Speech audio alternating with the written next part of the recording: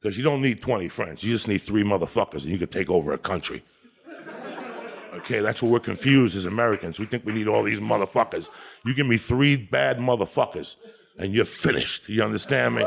You're fucking finished because we got each other.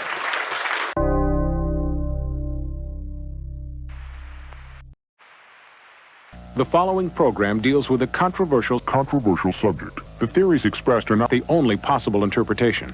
The viewer is invited to make a judgment based on all available information.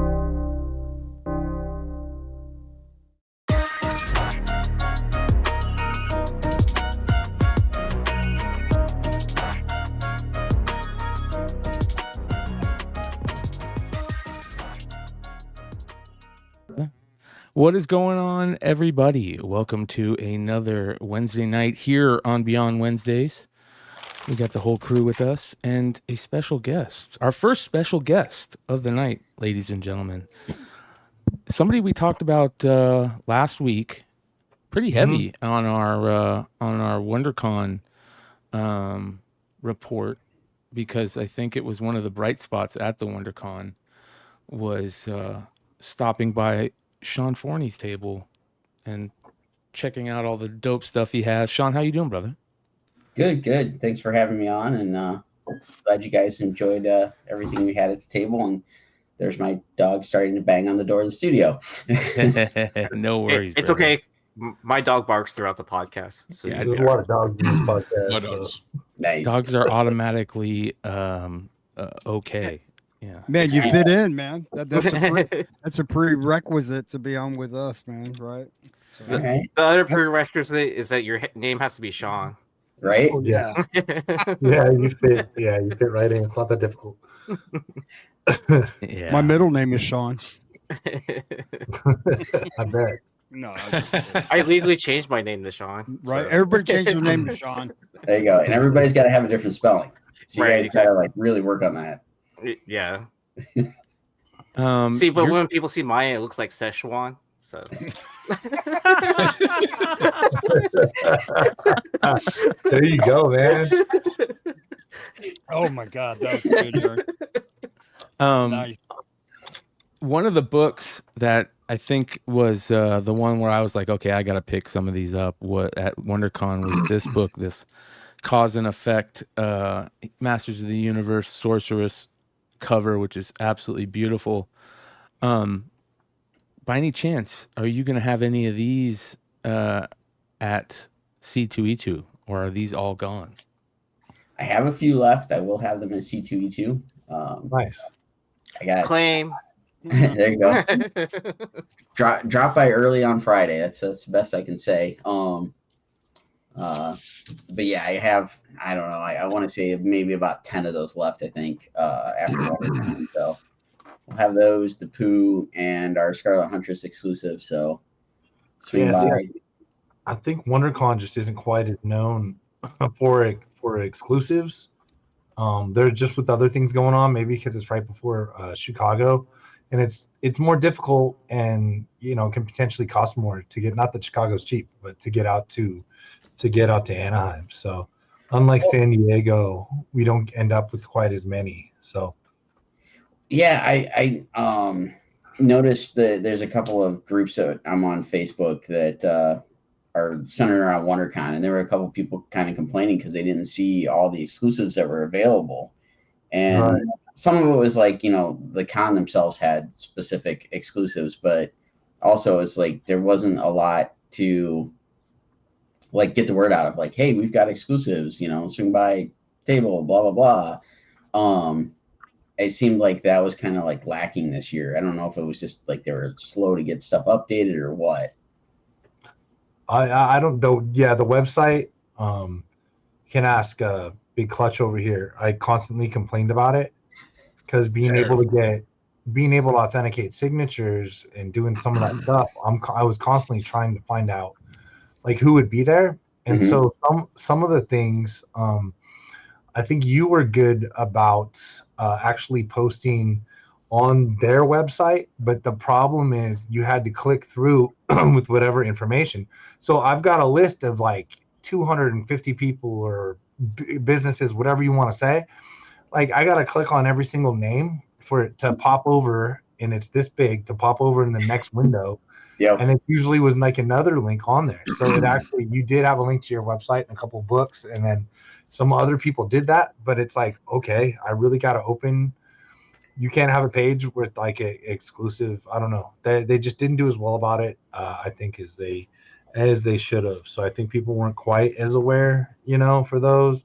Of course, they made a big deal about the McFarlanes and everything, but also that, I mean, no offense, but Todd McFarlane does a signed Spawn, that's gonna spread like wildfire throughout comic book. Yeah, they only announced that 2-3 days before the show, something like that. Yeah. It was really close to the show. Yeah. So that was a big deal. Good stuff. You have a crowdfunding effort going on right now for your own IP, right? Is this? I mean, it's funded, obviously, but it's still got about 13 days left to go. So if anybody out there, this link will be in the description, and I'm about to put it in the live chat for everybody. But tell us a little bit about Scarlet Huntress, your character, your IP, and then of course this new go around meets Mothman. So she's a modern day descendant of Little Red Riding Hood, and she in the first 5 issues that we did, she's on the hunt for werewolves. She's trying to find the werewolf that killed her mother. She stumbles upon like this whole family lineage. It's like if you're familiar with the comic The Phantom, where it's like that mantle gets passed down every generation. It's kind of a similar concept. Each woman born into the family becomes the huntress, and we started the book way back in like 2003, 2004. It was something I did that I did like a short 5-page story for an anthology, and ended up doing a single standalone issue that we decided to carry on the story. And like I said, we started that in 2003, 2004, somewhere in there. So it took us from then until 2023, I think, to finally wrap up the story arc that we've been working on. It took that long to do the 5 issues, because I always try to work on it in between projects, in between whatever else I've got going on. So it takes a while to do each issue and stuff. And also prior to, I think our first Kickstarter was like 2011. Prior to that, we were funding all the stuff out of our pocket. So it was rather costly to try to do the book on our own.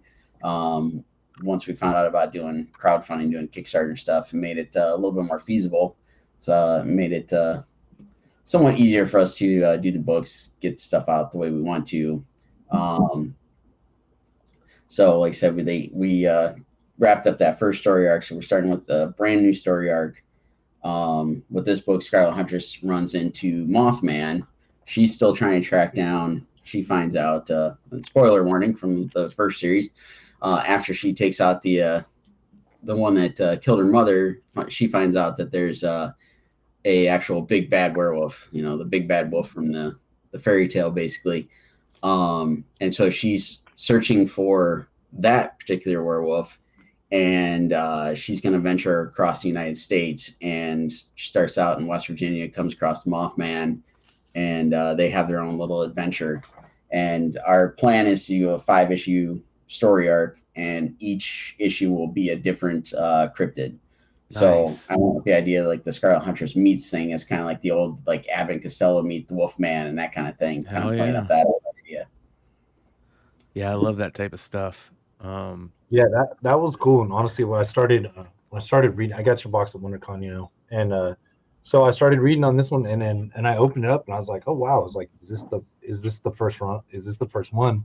And then when it went back and it says 7th printing, and then it has the first copyright 2003 on the inside, and I was like, oh, okay, that makes sense. Because I was like, okay, seventh printings, but this dated like 2022.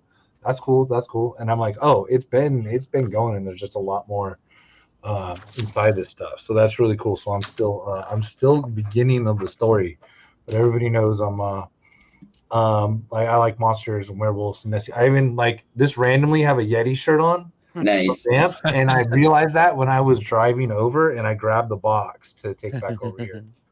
And so you know that the glow in the dark werewolf and the silver bullet are they're gonna go on my golf cart. So Nice. yeah, so cool. Yeah, that was nice little merch set you had in there. With Yeah, and you had a WonderCon bot, so it's got that. It's got coasters, Scarlet Huntress, a ball opener. Everybody knows all this is right up my alley. So I'll be defending my alcoholic beverages at a con with such things. So there you go. Yeah, we've got like everything you just pointed out. That's available in the Kickstarter. We've got a box set with all the goodies and all that kind of stuff. So everybody can have their own bottle opener, koozie, everything. I love this image right here. This Thank is you. absolutely badass image. So shout out to Heroes Reborn Comics. Just dropped a $4.99 super chat. He says, "What is up, Brian, Clutch, Hood, Leg, Yee, and Sean? Good to see you, brother. Shout out to everybody that's hanging out with us live right now. You guys rule.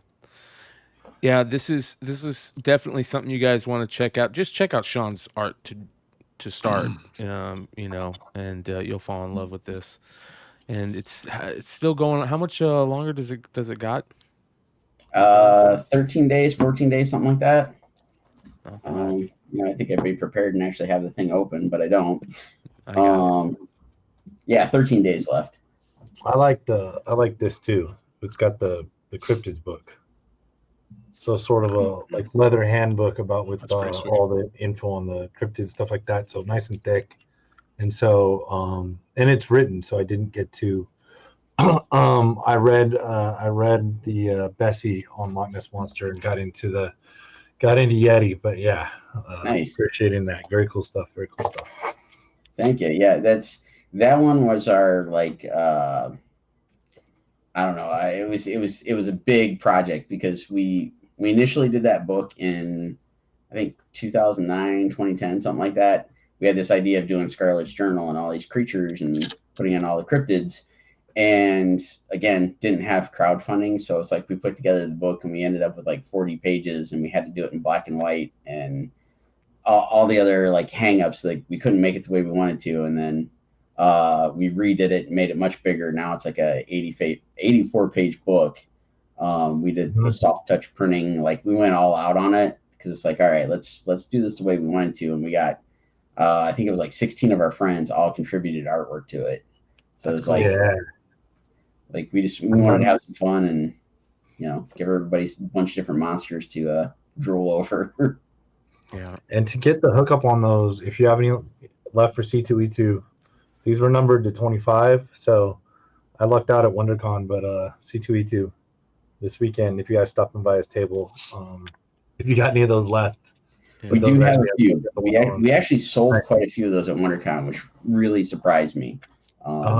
Sometimes with doing the creator-owned stuff, it's a little tricky, and it went over really well. So I was very happy with that. Oh, that's cool. I ended up with two because I bought the box, but I also bought that the day before. So I bought the box on Sunday, and I bought all the books the day before. So, I got a couple questions. There were two sketch pieces that you had done that were absolutely gorgeous. One, this Spawn wraparound sketch cover was amazing. Did this Thank sell? you. I still have that in the So book ladies of and sketch gentlemen, covers. yeah, if you're going to be going to C2E2, this is one of the sketch covers that's available. That is absolutely gorgeous, man. That Thank one you. and the Snake Eyes one. The Snake Eyes one was top tier too. Still have that one as well. Those stayed in there all weekend, so they're headed to Chicago. Nice. That's so there you guys go. If you're looking to get some cool sketch stuff. I can't see it. I can't see it. It doesn't exist, right? That's hilarious. Hey, Sean, who were some of your favorite comic artists coming up when you were first, getting into the game and stuff? Like, who were your guys? Wait, him. I'm just kidding. Well, we can all answer. I mean, he didn't specify which one. I'm Leg today. Mr. Forney? So, I think the first artist that I paid attention to that like I really caught on to, like, it was a different art style, was Jim Lee. And then from there, Joe Mad, Michael Turner, J. Scott Campbell, all the Image guys and stuff. Like, that was like the stuff that, like, when I really started heavily reading comics in like junior high, high school, that was what I like latched onto. And it's like, you know, anytime I had free time to draw, it was like, okay, you know, how are these guys doing this stuff? How can I draw like that? And just, you know, basically copying stuff over and over in sketchbooks and things like that. Is that a commission? Right there? That was I tried to get a bunch of sketch covers done before. Bro, that's fucking fire right there, dude. Thank you. Are you serious, dude? Is that one for sale? Yes. Yeah. That's the one that Brian mentioned. Like, I just did up a bunch of sketch covers to have for the table for WonderCon and carry over to C2E2. Bro, I want that. How much is that? I gotta dig the book out to look, but you can take a picture of it and put it out there for C2E2, dude. I want the real thing, dude. You know what I mean? Just put sold. Just put sold on it. Man, I don't want to buy a counterfeit at dude. C2E2. That's fucking badass, dude. Hey, dude, just give Easy the money. You're good to go. Yeah, there you go. We got two guys going to C2E2. They're both sitting. Pick that up for me. Wearing a All right, we'll do it. I'll Venmo you. What if I'm picking it up for myself though? Oh, hey, Many guys can find out later. that's all I gotta say. If you go to the con, that's yours, man. You can't have everybody's cornbread. Hey, bro, I got to pay for San Diego, man. Well, so do I. Save your money. But did you just see that Snake Eyes book, bro? Are you serious? I did. You can afford it. You'll be okay. Oh. Press more books. Badass, dude. Don't show any more stuff, dude. Like, Dude, I'm going broke before I even get to the con. I'm not even in man. Chicago. I mean, I can at least say I'm in Central Time. So, Sean, the rule is, you know, if you have badass art and someone says, "Hey, that looks good," you're supposed to go, "I know, it's badass, right?" I'm badass, right? Always listen to what Reddit says. I Right, just said so- it's like, it's okay. I didn't come out the way I wanted Always it. the best. Act like Red Hood in public. It's always the best advice. Right? It's like, right? And the like, hey, Sean's cool as shit. See a pretty Yeah, lady? I think my wife's gonna like turn and smack me if I start doing that at the convention. So.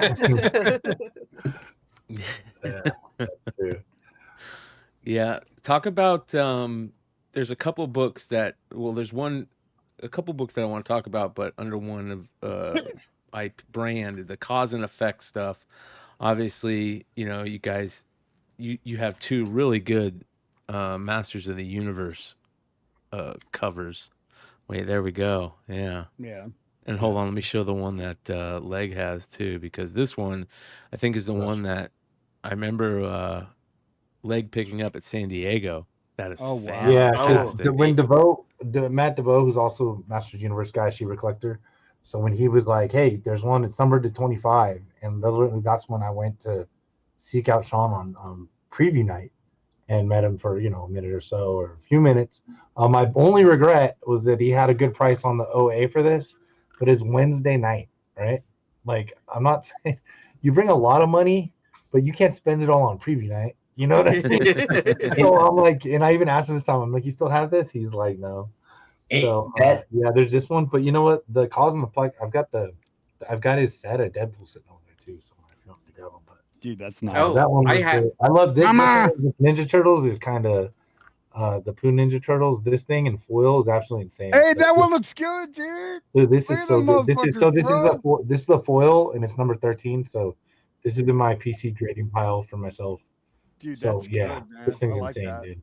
Yeah, this one's absolutely insane. I really Sean, you also and plus, you've colored so many of the Marat covers that I love as well. You know. yeah, exactly. You also do a lot of work coloring Marat and a lot of the Do You Pooh stuff. What's it like working with Marat Michaels and the Do You Pooh brand? It's fun. Like, I met Marat at San Diego. We've been friends now for like 10, 11 years, whatever. And shortly after he and I started working together, he started up the whole Do You Pooh thing. And I don't know. It's one of those things where it's like, I don't think anybody thought it was really going to take off as much as it did. And now we kind of like, we joke around with each other of like, he'll get a retailer that says, hey, I want to do, you know, this for a cover. And he'll work on the drawing. He'll get it drawn up. He'll send it over to me in the morning and I'll get it colored. And we usually have it ready to go to print by like 3:00 in the afternoon. And Crazy. And there's times like leading up to cons, like WonderCon, for example, we did a handful, and we did a handful for C2E2. And I think last year for San Diego, we probably did, I don't know, I want to say like maybe a dozen, something like that. And so it's like some weeks are like, we'll just knock them out like left and right, where it's like, okay, here's one, I'm sending you one in a couple hours because he's, you know, still inking it, whatever. And like the ideas everybody comes up with, just like, it kind of blows my mind. Like for example, for C2E2, Sajjad Shah did another pair of the Air Jordans. I'm so blown away how many folks want a Do You Poo cover with Air Jordans on it. Yes. Like, if that's your thing, I'm not knocking it, whatever. It's just, it's crazy that just a pair of shoes is like the thing people are going after. Yep. I agree. I think those shoes are more a symbol of Nostalgia. excellence. Yeah. And then it makes sense too that you're in Chicago. Commemorate the Chicago, your C2E2 experience, things like that. You know? Yeah. I mean, it all makes sense. It all, you know, works out for everybody. But like, I'm just blown away that that's what, you know, people want to go after for the cover. Because like, I think if you try to do that on, you know, any other type of comic, it's not going to work. It's, you know, try putting, well, I guess I say Spider-Man, but I think if you did like the same thing with like, you know, Miles Morales version Spider-Man, it'd probably work out. But, you know, you do it anything else, it's probably not going to fly the same way. And there's like all sorts of other covers, like, you know, there's stuff based off of, you know, movie posters or album covers, whatever. And it's just, you know, how people like constantly come up with a new idea of like, okay, let's do this. And then how do you make that look like that original piece of artwork, but with all the Pooh characters? It's a fun challenge. Yeah. So Do you John's color been the on interiors? I was gonna ask, do you color the interiors also? I did some on the first Pooh book. I did like, I want to say like maybe 10 of the pages, something like that. So all the Do You Poos that we put out, it's all the same interiors each time. It's just different cover. But since that book, we've done All Out Pooh, which I did all the interior artwork. I did the lines and the colors. And then we did Tiggenverse, which I colored. We did a Punisher book that I colored. And or else 2 years ago now, I think we did Pooverine and Tigum. Again, did all the lines and colors for it. So it's each part I've had, you know, some sort of hand in some of the artwork, some, you know, one way or another. At least you only had to do it once. Right. Some people thought we were like legitimately cranking out a new book like every week. Like no, we're not that fast. Yeah. Well, you know, it's kind of funny you say that. There are so many of those fame books that they pump those fame books out pretty damn quick. Yeah. There's companies that are doing that right now. You know, shout out again to Cover Price, who I'm going through their list right now. They have their C2E2 list started, where they're gathering all the variants, and there's like almost 500 variants already for the con. Wow. A big group of them are the fame tidal wave product. It's unreal. And you know, they do stories for that all the time, for all that stuff, which is pretty crazy. It's amazing how fast a comic book can be made these days. Oh yeah. But I mean, there is some absolute fire that's going to be there. We'll talk about that at some point. But you know, luckily, for some collectors that weren't able to go to WonderCon, they can pick up some of those rare 1 in 20 or those limited to 25 variants that you did for WonderCon, which are sweet. So, right. I did grab your SF1s on the cause and effect for Lady There you Death go. as well. Oh, that is yeah. cool. Hold on, let me show So those. also, yeah. So I'm loving Mama! these. So we've got that, the Virgin, right? The So Less good. Virgin, and then they do have. I did grab all three of your Sean Forney #1s. That is Nice. cool. So I got all three of your artist proofs on there. When I found the last one last day, I was like, "Oh, that's on your wall. Like, can I get that too?" So yeah, these are cool. Put those Nice. in there.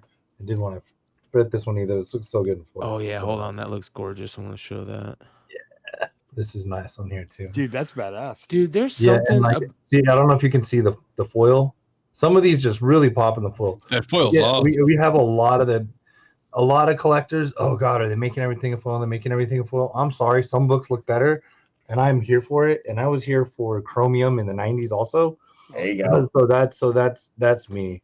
Like I don't think I don't know if every single key needs to be re-released with the foil cover. Like to tell you the truth, but some things that are colored like this looks. I'm telling you, it just pops that much more. Marat does a magma that is one of the most beautiful foil covers that is made these days.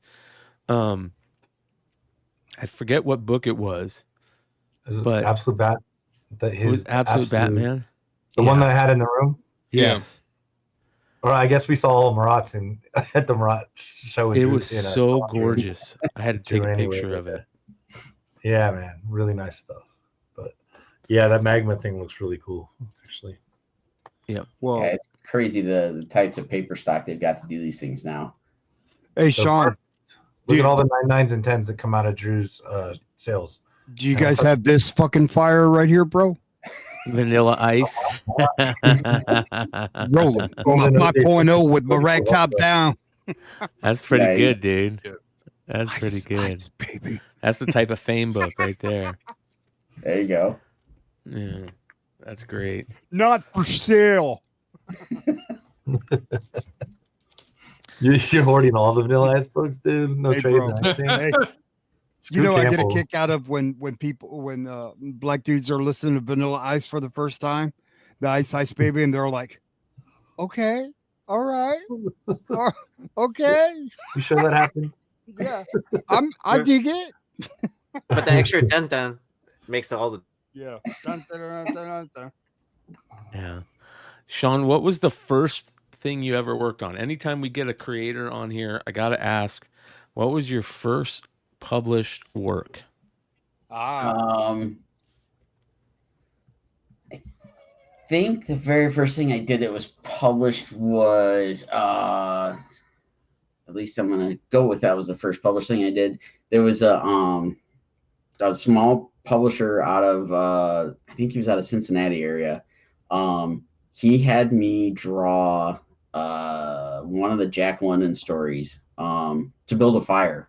So a short story, and I actually turned that into like I don't remember what it was, like maybe a 16-page black and white story.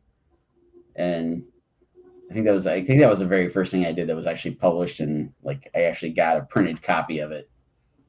Do you remember what was the name of it so I can add it to my creators first list? Oh my god. Because we're gonna have to find that. This might be it. Hold on, let me see here. Is this it? I'm gonna have to dig for that one. I can't remember what they called it. Hold on. I don't know if this is it or not, but we're gonna take a stab at it. No, probably not. No, but it was that story. But it was like it was literally like basically the guy went to Kinko's and printed up 25, 50 copies for a small press show. Yeah. I'll have to I know somewhere I've got a copy stashed, like all the early stuff that I worked on. Like I was that guy. I saved one of everything, and it's in a binder somewhere, so I'll have to dig it up. You're gonna have to let us know, man, because I gotta add you to the list. It's a thing around here. Okay. It's a big deal. It is, brother. It is. We gotta. It's a living list. People don't. If you don't know what we're talking about, we have the Beyond Wednesdays Creators First list. that there's a link to it in all of the content that I do. It's a living list, and anybody can comment on it, add something, can fix something, and it's just got as many creators as we can put in there. We put in there. I've been working on this for probably, I don't know, 10 years now. Wow. Yeah. What's pretty cool about it, Brian, is that you've got a lot of these creators that authenticated online, like on the show. Yes. You know? Yep. So if anybody disputes it, you go, nah, bullshit. He told me. Yep. You should put confirmed on episode XYZ on Beyond Wednesdays or something like that. Yeah. One guy that you've been working with that you brought up that's been on fire lately is Sajad Shah, right? Like, holy cow. Oh yeah. He's on fire. Yeah, he's cranking out some killer stuff. The last couple of Ninja Turtle covers he's done. We were at a show in Jersey last summer, and he did what is it, the Night Watcher or Night Watchman or whatever, the one where Raph's wearing all the armor. Yeah. Like he just had a killer cover that he did for that. Like the line work he did on it was just insane. I mean, yeah, he's That's insane, cool. Period. Yeah. So, the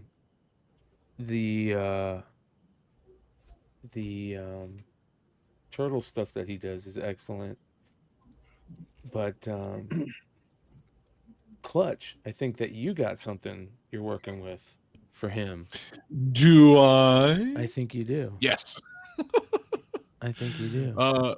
Yeah, so Sajad and I, actually, let me do this right now. So we are doing, I mean, I've known, the crazy thing is still funny too. Like, I've known Sajad for like 20 years now, and it makes us both feel really old, but it's awesome that like we've seen it, like him come so far in the biz and me kind of doing my own thing here and this stuff. So it's really cool to see us both be at the same time. But yeah, we've got, we're doing a G.I. Joe number 1. Boom. Nice. That's super nice. Super awesome. And there's a trade dress and a virgin. And I think I'm actually trying to do it right now, but I think I'm making them live in my web store. So those of you who are not at the convention, you can come over and pick them up. Question, actually. There you go, you guys. Oh, my bank account. For put it in the chat right now. Beyond Wednesdays live viewers. So Drew from One Comics and myself put these, did this together with Sajad. So Sajad and I are doing a eBay live stream on Friday morning with these books. He did some remarks, some sketches.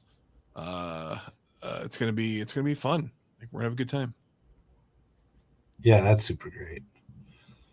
Yeah, he's so good. And then honestly, I know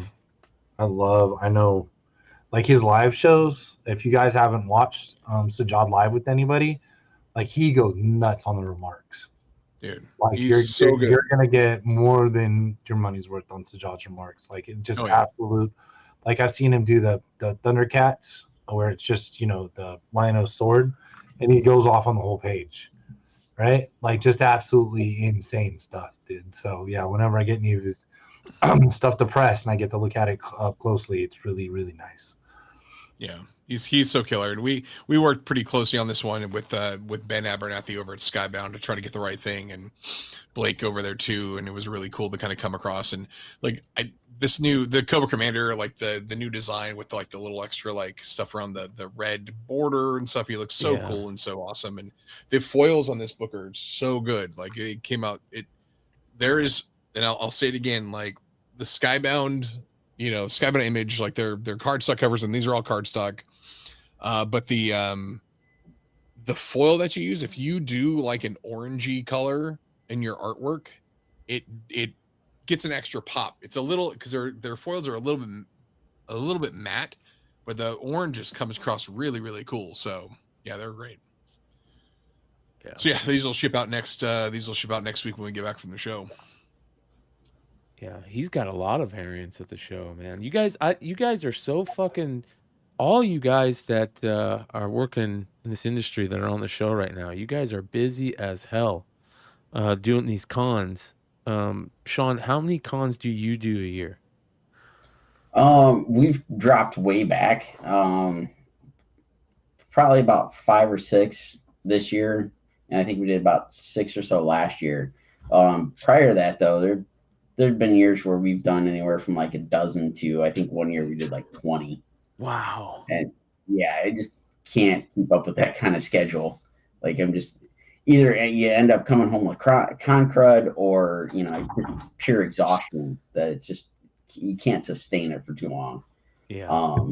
So we've tried to cut it back so that it also gives me a little bit more time to actually get work done at home and not try to, like I did last year, where I was cramming to get pages done so we'd have the book printed in time for San Diego. So I was literally at the con and inking on my iPad. I kind of wanted to avoid that this year. No kidding, man. What's that? And plus, I mean, even if it's traveling, obviously it's your career, but it's nice to enjoy a little bit of some of the places if you get to go there, Yeah, and that's what we did with WonderCon. We did 2 days at Disneyland and California Adventure, and like last year, we didn't get a whole lot of extra time, but we did try to like wander around and see a lot of New York while we were there. Like my wife and I and friends that usually go to the cons with us, we're all foodies. So like our big thing is like going and hitting some of the like either the famous food places that are in the areas or just trying something new. Like in New York, we literally went to a place that was literally a hole in the wall. It was like one little window opening and one dude making all the food, and we got some of the best tacos I've ever eaten in my life. Oh yeah. So that's like, I don't know, that's my jam when we go to these shows. Like, okay, let's go find something cool to eat, and there's something else cool to go see, whatever. Yeah, I agree. I think there's something about when it becomes nothing but work the whole time, you got to find something that you actually enjoy, doing different to make it fun. Yeah. And you guys are constantly working at these cons, which is good. That's something that's very interesting too, is being a creator or somebody that's at a con, and how you deal with patrons, right? People walking up to your table, how you are dealing with doing commissions, and I think that the best creators that do the best at the cons are the creators that are willing to talk to their fans, right? Right. What's it like having to be personable all the time? Like I think myself and a lot of other creators, we're most of the time we tend to be introverts, so it does become a little bit of a challenge when you're sitting at a table and there's hundreds if not thousands of people walking by, and all of a sudden it's like you got to be on, you got to be happy and willing to talk and whatever, no matter like whatever else is going on, whether you got con crud and you feel like garbage or whatever. It's all part of the game of doing this stuff. But like, I don't know, like for me, if I were at something else, like my wife's a teacher, and like, so a lot of times I get drug along to some event that's going on for the school. I can't be the same person I am at a con when I'm at some sort of event where it's like everybody's like prim and proper, basically. It's like I can't get in that same mindset. So it's like the cons are like in some way an escape of like, okay, I can hang out, I get to be with a bunch of like-minded nerds, and we're hanging out, nerding out over stuff, whatever. So I think that makes it a little bit easier when it comes to like doing the regular interactions. But like just like something I've always viewed as kind of like a nightmare scenario is like all those cons that are starting to do like the convention cruise, where you'd be like trapped on a ship and you'd have to be doing that like 24 hours a day nonstop. Like I don't think my brain can handle that one. I wondered about that because I remember seeing like they do a San Diego cruise, right? Yeah. I would love to talk to somebody who's been on one of those, Bro. Yeah, I want to see what the interaction's like, but I don't really have any desire to go try to do that. I fucking snap on. So, what do you want from me? I'm curious, dude. I mean, talk about a documentary, Right?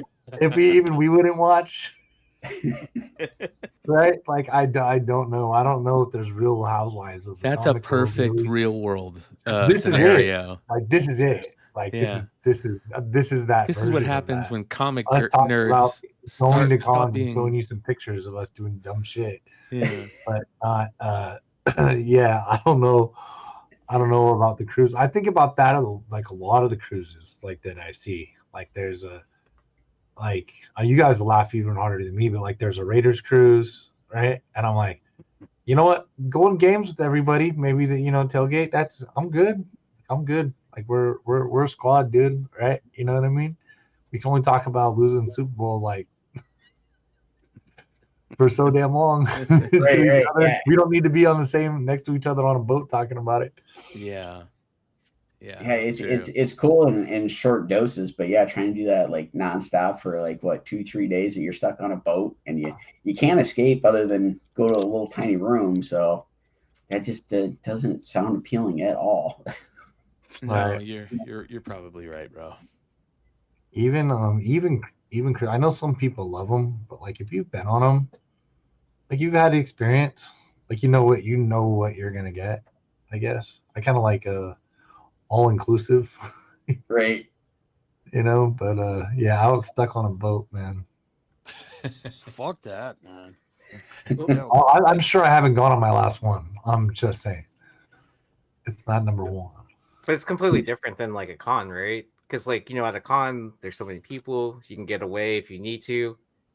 But then same as all inclusive, man. Go to your room, order room service, and then also you can go rent an ATV, somewhere nearby, or go scuba diving, whatever. Yeah, but the cons too, man. We've all used the cons for vacations for years. Yeah. I've been conning people into thinking that a con was vacation for years. Yeah.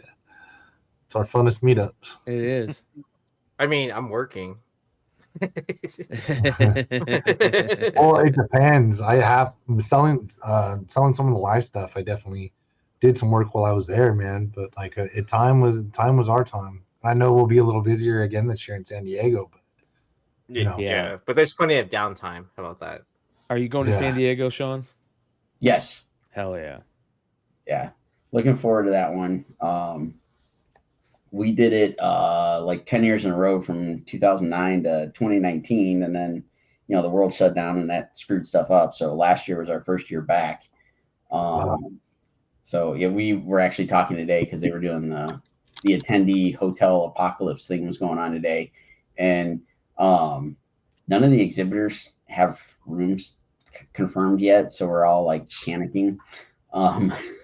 So we were like all going back and forth, like, we don't know our room yet, but they're selling other rooms. So hopefully we have a room and we'll get that figured out. Yeah, that's a great point.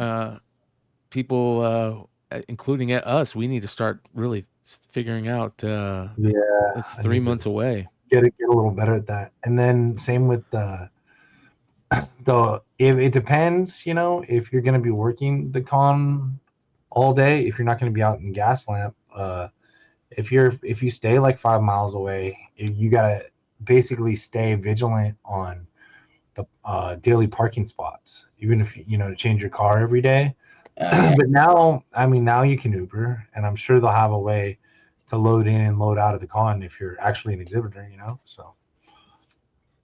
Yeah, we're fingers crossed, hoping we get one of the hotels close by. But I guess apparently we'll find out next week what we got in the lottery. Wow, interesting. Oh yeah. I've never done that. Yeah, we've done it. I think they started it. Well, they had started it when we first started going, but like it seems like every year they add something to the mix that makes it more complicated. And like this year we filled out all the stuff, and like I said, we're still waiting, and now we're kind of in panic mode of like, wait a minute, they're selling hotels to attendees now, and we still don't know where we're staying. And yeah, so we're just like holding out, waiting for those emails to come through, and we've got everything else in place. We got our flights booked and all that mess, but it's that last little bit of trying to like secure stuff. It's a big trip. It's a big, especially if you're in this industry. San Diego is the place, right? Yep. I mean, there's nothing like it. I hope I don't get on the plane that has issues and has to fucking That won't deboard happen. and then reboard and fuck, man. It'll be nice and easy. You watch. I've had Easy really peasy. Yeah, I've had really good plane flights the last couple times. But I'll be driving again this year probably. So I like driving. Oh, nice. Yeah, That I was like- fun. Honestly, the road trip aspect to it too. Yeah. To squeeze that in, what? I get Yeah, to and then carry I- all my shit, Yeah, bring back everything. I kind of want to spend an extra couple days, like either after the con or before the con, to like meet up with all the Arizona homies and stuff Yeah. like that. Yeah, for sure, brother. That'll be the plan. Yeah. How long of a road trip is it for you guys? We're out in Phoenix, so people just fly here. Like you will just fly here, and he'll hang out for a day or so before, and then we'll drive to San Diego. It's about 5 hours or so, 6 Okay. hours. Yeah, not too bad. Kind of like your trip coming up for C2E2, which if you guys are going to C2E2, you can find Sean, Artist Alley, M10. I'll see. There you go. Yep. Nice. Yeah, that's a biggie. That's a big deal. Does that start tomorrow, or does that start on Friday? Friday. Nice. Okay. Yep. So pretty Ooh, dope. look at that piece. Yeah, Yeah, I like the we'll Spider get there Man. sometime like tomorrow night. If we get there early enough, we'll try to set up. If not, it'll be Friday morning scramble to get everything put together. Yeah. Ooh, I might have to sign up for a commission because I got some blanks I need some work done on. Hell There yeah. we go. What are the best blanks to work on, Sean? Say that All again. right. What are the best blanks to work on? I'm trying to think of what I've been working on lately. The newest Turtles books, the cover stock on that's pretty decent. It's a little bit toothy, so it kind of absorbs some of the ink. The Marvel ones, like the last year or so, haven't been too bad. But I just did 4 commissions on the Power Rangers books that they did the various color cardstock or whatever. Uh-huh. Those are awful. Every time I put ink on it, it just wanted to smear right off. The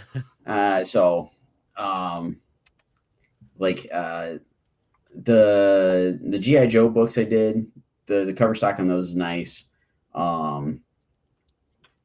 There's been a couple here and there out of stuff that's just like, I don't know what happens at the printer or who picks the paper or whatever, but they tend to pick something that's a little too slick, and stuff just does not adhere to it at all. Yeah. Yeah. That Spawn's really nice. So is that Baroness. Thank you. Good shit. Well, there you go, you guys. If you're going to C2E2, make sure you stop by Sean's table and show him some love. He prints pretty limited stuff. So you guys know how we like that limited stuff.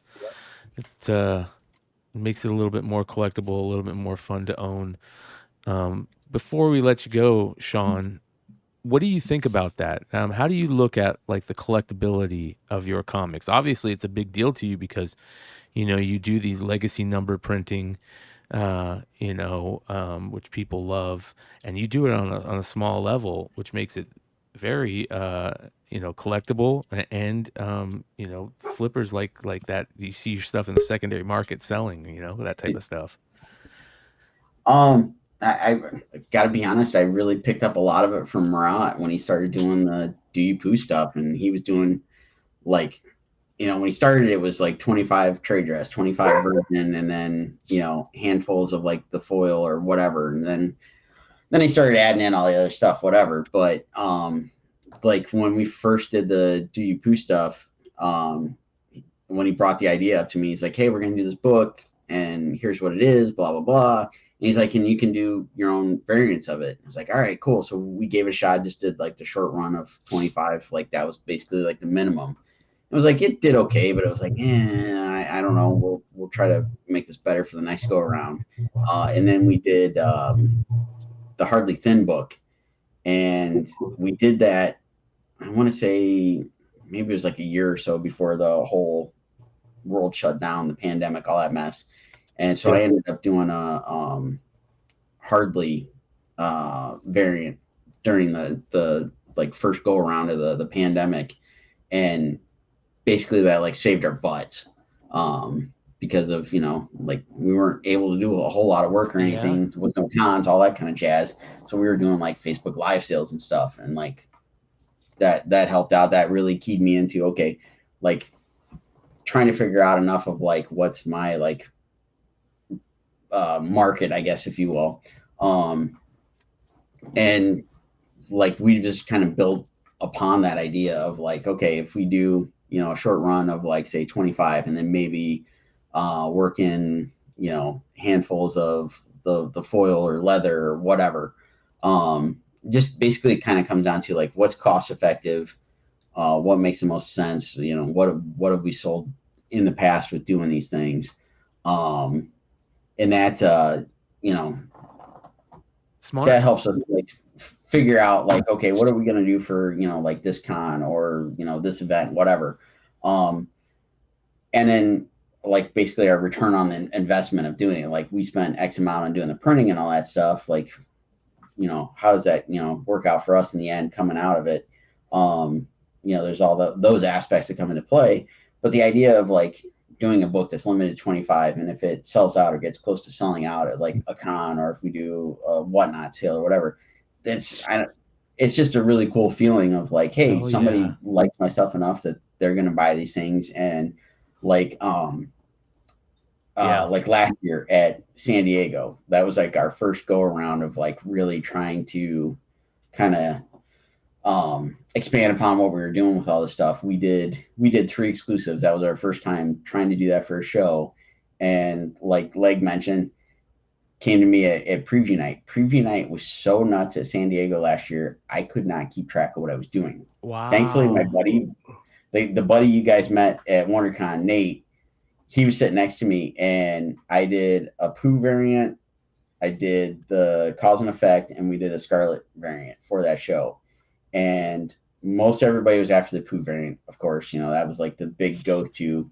But all 3 of those books, that first night, I sold probably about half of the Pooh books, and like a really good chunk of the other 2.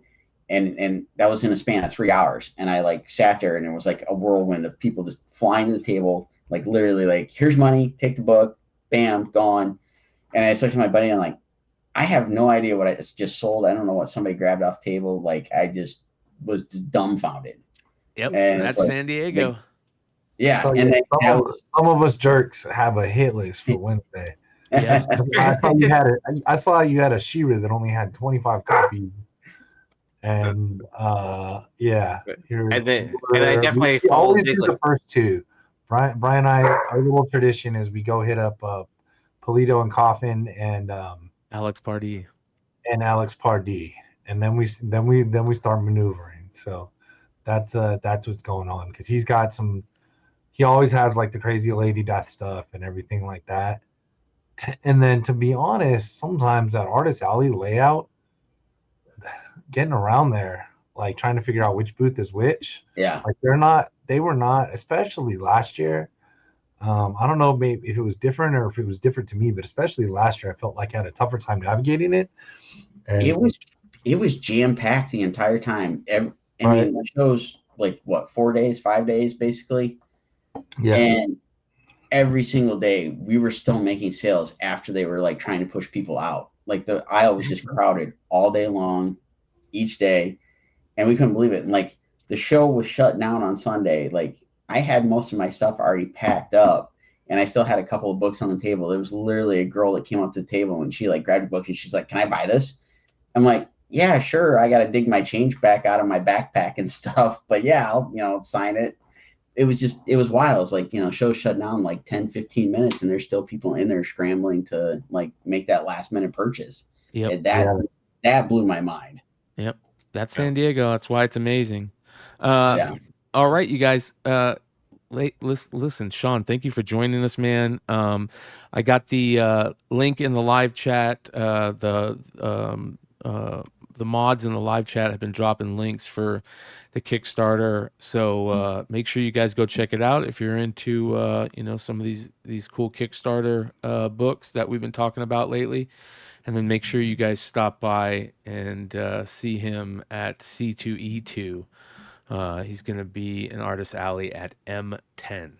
Okay, so there you guys go. Take a screenshot of this. Do what you got to do. Write it down. Take a picture. Whatever it is. Get there. But Sean, you can thanks only for see him hanging out, after brother. I see him first. So Yeah. There you go. Yeah. I'm just going to have a line at the table before I'm there. So that'll work. Yeah. See, there's another Sean in the chat that we were hanging out with. That's the Sean at Steel Cartel, aka Hell Destroyer Comics, saying another Sean. Damn. So, Sorry, man. yeah. Oh, he missed my Szechuan joke at the beginning. Yeah. So, Dude, you need a Szechuan shirt for San Diego. maybe. Yeah. That's amazing. Hi, my name That's is. Yeah. Yeah. Yeah. That'd be good stuff. Szechuan. Yeah.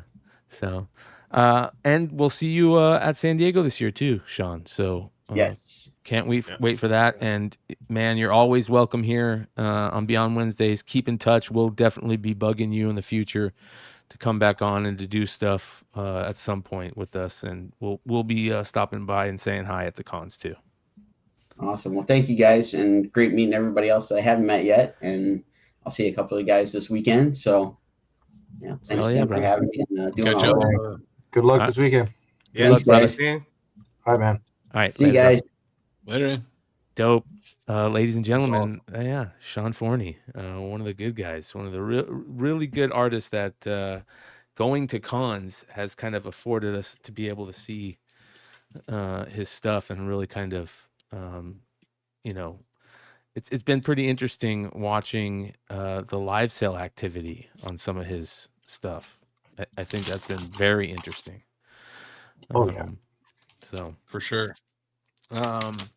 before we bring in our next guest, Another guest? we do. Yes, sir. We have another Who we guest, got? brother. Who we got? Oh, You gotta behave a little longer, dude. Yeah, you gotta hang out Huh? just a little bit longer. Behave a little longer. It's like companies coming to the house. Your mom's like, Not for me. behavior. Yeah, yeah. Leg has a signing event that he is going to. If you guys don't know, we've been talking about it. Two of us do. I'm just accepting your books. So Yeah. if you guys don't, if you guys can, if you want Mark Spears books, go ahead. Easy way to do this is if you go to, you can go to bigleg.com and email me through there, would be easy. But if you go to my link tree, I don't have all this up there. So I've got the Mark Spears, so linktree.com/bigleg. I got the Mark Spears order form. I got the signing info. I am going to have a show there. Sean's going to have a show there as well. Drew from Honor Comics going to have a show there as well. But anyway, so I'll be live there. That'll be cool. But the main thing that I need to get to you guys can find the video later. So the signing info, it's basically I kind of there in that document. I just sort of lay it out. If you guys can get any of the books that you have together, if you want to send them over to and send them over to me, that's got my address, everything. It's got the prices in there. The order form will be there as well. if you can send that and mail it out, hopefully it's easy for you guys to figure it out. It's pretty simple. It's 45. Mark's charging $45 for an autograph for SS. It's $65 to get your book. Yeah, so make it a little smaller. So if you just fill out those ones right there, so 65 plus 45. Okay. I am having people request non-SS. I didn't think I'd have those requests. So I might have to make a second one of these. We'll see about that. I might see what we're gonna do. But if you just fill those out, if you think it needs pressing, that's fine. If you think it needs pressing, that's fine. I do have a lot of stuff that I'm gonna be able to sell. That it's gonna be signed already on eBay. If you don't have anything to sign to me there, please check out the live. I am gonna send. I am gonna be just creating books that I have myself. Everything I have, I'm not gonna sell. So I'll have a bunch of stuff after and decide what I'm gonna do with it after. If you don't know if you need pressing, you can leave it blank, or you can write on there. We can try to figure that part out later. The sooner you get the books, I'd like to press stuff before I go, but I don't know if I'll be able to. So I was asking for stuff by next weekend. I put Saturday, but in all reality, guys, if the mail's delayed or something, that's why I put the buffer on there. So a week from the Saturday. So you've got like 10 days to get your books, but I'm not leaving until Wednesday. If it shows up on Wednesday, then I'll still be able to take it, not a problem. Once I send all the information out, or once you give me the information, your order form, I'll give you a PayPal form. And so basically you do have to pay ahead of time, because I do have to pay. We do have to pay Mark. But if not, if you're just going to be at the show, come see. Come see. I will be there. Clutch will be there. Drew will be there. We'll see how much work we can put Drew up to, but finding one of us for submission shouldn't be a problem. Yeah, we're going to be working with Mark to be able to be at his booth. And there are some other autographs that I'm working on, because while we're out there, like, that would be dumb not to. So stay tuned for that. There's a lot of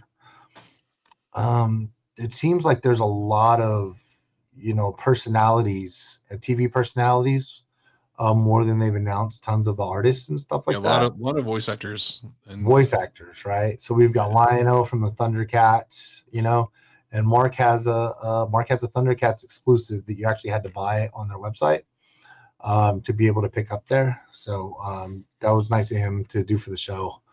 And then I know he's gonna have exclusives as well. So I'm gonna imagine that we'll be able to get some of those to you as well. So that's it. So check out if you go to mine, you go to my link tree. You can just bookmark all my eBay shows. I put a specific one for the Spears, but eBay Live bookmark all. You can do that, or just the Spears if you want to bookmark it. It'll be now. It looks like Friday night. Probably I put the show's over at 6 on Friday, so I think I put 6:30 or 7 that Saturday. I mean, okay, I meant to say Saturday twice there. So looks like on Saturday should probably be the show. I normally do it on Fridays, but as we get there the first day, and there should be autographs to be had. So I know Clutch will be live one of those nights, and I think Drew will be live with Mark on Thursday. Drew's doing Thursday, and I think you're Friday, and I'll probably do Saturday. And then maybe we'll do a Sunday night jam sesh. Hey, Drew's sleeping, and you and I are hanging out. So yeah. Hey, can I say something real quick? Please. So you remember we were talking to Mark, and like for him thinking about cool shit that he could do at like San Diego and stuff like that. Dude, yeah. I'm a fucking genius, dude. So you could, we were talking about the autographs that have smears on them. The smear. Remember that? Oh, so yeah. You could get him to smear it, his auto, and he would become Mark Smears instead of Mark Smears. Bro, this shit just fucking comes to me, bro. I want the Mark Spears auto. Bro, so you can only do that pay me, dude. You can only Mark Smears. Bro, I got you. But he can only do it on April 1st for April Fool's Day. No, man. Hey, smear on demand. I love it, bro. Anyway, I thought All right, before the next guest jumps on, I'm gonna dip out because I still need to pack, grab food, and do a bunch of other stuff before Yeah, I dude. out of For town. sure. All right, man. Yeah, Have a good so time, you- be Eddie. careful, Yee. You will Yeah, see you bro. tomorrow, bud. Yeah, see you tomorrow. Love you, I'll bro. text you Be when I get in. careful. Okay, will do. That sounds good. Bye, bro. All right, we do have another guest tonight. Another guy who I think maybe has a little bit of a finger on the pulse of the collectible world of comics, and a guy who's got a new comic book coming out that actually a lot of people are talking about. Ladies and gentlemen, we bring you Aubrey Sitterson joining us Hey, tonight. boys. How's it going, brother? Thank you for having me. I'm really great. I'm delighted. Ah, look, Clutch has got one of the exclusive variants or ash cans. Only 407 of them. Do you know how I know? Because I hand numbered handed. them. I You- did that. I You numbered all hand-numbered those them. sons of Yes, bitches. yes. Yes, I sir. How have. many did you screw up? What? None, man. I do have here though. This is my test one though. So this is the one I've been pawing over, using to show people what I'm doing streams and That's podcasts and hilarious. such. Yeah, well, you kind of should. I was going to ask you about that if because here's the cool thing about this. If you guys don't know, this is the new series from Image Comics, Free Planet, that Audrey's working with. Talk about your other creators on the book real quick. Absolutely. My co-creator is Jed Doherty. We previously collaborated on Savage Hearts from Dark Horse, which was a sword and sorcery rom-com, and we wanted to do something different for this one. Quite different. It's a geopolitical space opera. It's very intense. It's very dense. Oh, look at that. A lot Beautiful. going on. Yeah. And it's, I met Jed originally when he was working as an assistant for Howard Chaykin. And I'm a huge Chaykin fan. He's a big part of my life, professionally and personally. And Jed learned an immense amount working with that guy. And it's kind of the core of our approach on this book. And I think you can kind of tell from, this is a great page to be having up. It's like we planned this. In terms of the actual page layout and the design and how it utilizes, there's a lot of text in the book. There's no getting around it. But, the hope is it feels onerous because Jed's designed it with the text in mind, which was the thing that Howard really pioneered in the early 80s. Yeah, this is absolutely gorgeous. Very dynamic layout, which I love. One of the things that you've talked about pretty heavy on this is it is the type of book where you're gonna probably want to go back and reread it multiple times because you're gonna see so much stuff and pick up so much stuff, which is one of the things I love about comics is those type of comics. My favorite comic story ever is a major book that did that. Obviously, Kingdom Come. Alex Ross was so great about putting in cool little things and the layout on. You picked up so much more stuff when you would go back and read it a second time. This thing is Alex Ross is really underrated as a layout artist. Oh I my think. God! Because everybody talks about the painting and the rendering and and how beautiful and lush it is, and that's all true. But Alex Ross is sneaky great at page design. I think. Yeah, and this reminds me a lot of that type of stuff where you have to go back and kind of check it all out again as you read it and go through it. This is a pretty big undertaking for you. I imagine you have this planned out pretty big. Is that the idea? What's the word on this? Yeah, it's ongoing. And I tell folks I want the length of Free Planet to be measured not in issues, but in feet. I want a full bookshelf of this thing, man. That's the Hell goal. yeah. And we, amazing. We have the first six. Hey, check this out. I'm gonna show you some shit. Some Beyond Wednesdays exclusives here. I got the first 6 issues completely done. I brought these to Comics Pro with me so people could flip through them. The first 6 issues are done, colored and lettered, everything ready to go. That's amazing. And so this book is. I'll get that later. This book's gonna ship on time. We've got the first 6 issues done. The next 6 issues are mapped out in a really granular way because I see the first 12 as kind of like a mega arc, right? And then beyond that, we have things sketched in. We have broad arcs and things in mind, but I think one of the joys of doing a serialized comic is that you get to adjust along the way, and based on, over the course of doing these 6 issues, I keep finding things that Jed is great at, stuff that he didn't.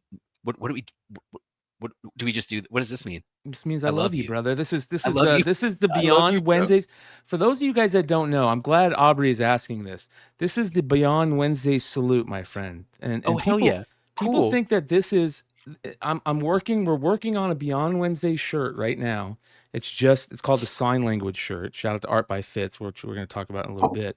But it's got all the sign language, right? And I know that people sometimes associate this with the rock on symbol. Don't ever be that guy. This is I love you. This is rock on. And duh. Yeah. So Who doesn't know that? Keep up. Yeah, the people that use this for a rock Well, on, man, that's what like if I'm wearing the literally band shirt to worshiping the concert. Satan, though? Yeah. You gotta So- get, if you're doing this, Sometimes I'm this feeling one, a you little gotta get the little, satanic the here. little Billy Goat horn part Yes. down. Yes. Yeah. But Billy Goat's you know, the thing. there's other great Simple fact. there's other great sign language, but this is the Beyond Wednesday salute. I love it. Yeah. I love it. So- Amazing. I'm sorry. yeah. I didn't mean to derail us. Not at all, brother. That's why we do the show the way we do, bro. It's what we love. But yeah, shout out to the people in the chat right now. I love you guys. So before we talk about the ash can, I want to talk about. Let's give a little thought or a little talk about what the series is about. Yes, sir. Drop it on us.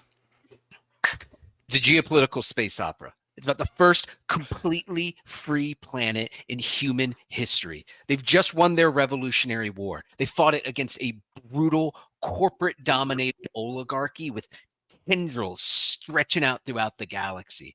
Their home is the only place that you can find a uniquely potent energy source that's made them a target of multiple galactic superpowers. The only people defending the planet, it was that cast of folks you saw in that previous spread. They're the Freedom Guard. They all fought in the Revolutionary War. They're heroes, renowned heroes of their Revolutionary War.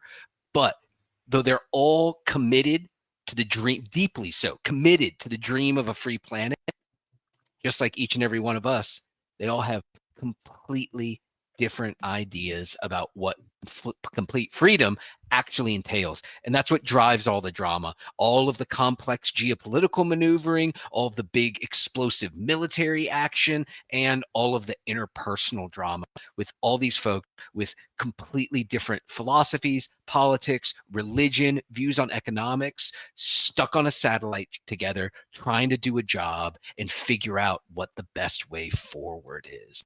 Free planet. That's dope. That's really good, man. Thank you, Basically, brother. the history of the I've been- world, right I've been there. practicing. Right? Yeah, I hope so. The tour, you've done a ton of podcasts in this tour and stuff, which is really cool, and like coming around. And this book FOC's this weekend, right? Like on Yes, sir. Monday, April 14th. You gotta let your retailers know ASAP that you want a copy of Free Planet. And I gotta say to what you brought up earlier, the fact that you've got 6 issues done already, which is like, I don't think people really understand how like massive that really is, because that doesn't happen when a book first comes out. It is so rare to have 3 issues done versus being able to have 6 and more kind of in the pipeline. It's such a big thing about being able to, I think, to keep the consistency of a book coming out and being like, hey, every month it's going to be there. When you go on that second Wednesday of the month, bam, bam, bam, bam, bam, you got them. Like, that's such a big feat, dude. So like, kudos Thank to you, you guys brother. for being able to get look at that cover. Look at that, the Buster Moody, the Big Clutch Collector's Paradise retailer and exclusive. That's Check it out. gorgeous. Look at that color. I'm so glad y'all got Buster for this. This cover is super fun. It's an indictment of the industry that Buster's not a mega star. It's absurd. I think he's so good. Yeah, you got some great covers for it. Yeah, so that's the B cover. Jed Doherty hand paints like traditional painting, the A and B covers for each issue. I love that. The C cover, we got a blank sketch for open order. Get them convention sketches. So this will be a foil a foil variant of the A cover that's our 1 in 25. Oh man, that's gonna be beautiful. It's awesome. Yeah, I know. I was a gorgeous. little I didn't know how the foil was gonna look, and I asked Image. I was a little bit worried, and they're like, "Oh, with that planetoid thing, it's gonna look dope." So I'm very excited about that. Oh, and pink pops. For people who are fans of either our previous co-creation, No One Left to Fight, or his work just tearing it up at DC on covers to practically everything, Fico Ossio variant, 1 in 50 on the first issue. Beautiful, absolutely awesome. beautiful. Yeah, this is. I've seen a lot of people. I mean, obviously you've been doing your work, doing the rounds, but I've also seen a lot of people talking about the ash can that you put out on, of course, in our world, which heavily a lot of the content we talk about is based on the secondary market and the collectibles market, and the ash can that Clutch has right there has been making the rounds on a lot of our shows, which is very cool because what you talked about when you first jumped on is that you hand numbered all these, which to me makes it fucking awesome. Like I think so, man. Right? I'm glad you do too. Yeah, we're Man, over that's the so whole thing. fucking old school, man. It I is. love that shit, man. Yeah. Yeah, I'm excited about it for, I'll tell you why I'm most excited about it is because I handed those out at, we printed them up. I went to Comics Expo in Glendale this year, and I handed them. I did the round tables, which is like, if you're not aware, it's like speed dating with 4 retailers at a time, and that's where I practiced my pitch. That's right. That's where I got real good at Good it. place to do all it. that speed dating. Yeah. But I printed up the ash cans specifically because this is a book that needs to be ready to print. Because of all those big spreads that you were showing off. Here's another one. Do you want to see another one? Yeah, that of hasn't course. been previewed. Yeah, those are my favorite. Look at these things. Yeah, gorgeous. Yeah, This so good. It's just not going to work in digital. It just No. absolutely will not, because it's not just a series of panels that you read in order. It's a full spread. It's a full spread that you need to appreciate, inclusive of charts and graphs, and big text pieces, and then all of that stuff gives thematic and contextual weight to all of this gorgeous illustration that you get around it by Jed Doherty. And, in order to really get, I know everybody sends out PDFs ahead of FOC, and we did too, right? Like we share PDFs all over the place. You have to. It's the year 2025, but I didn't think it was sufficient to capture what is cool about Free Planet.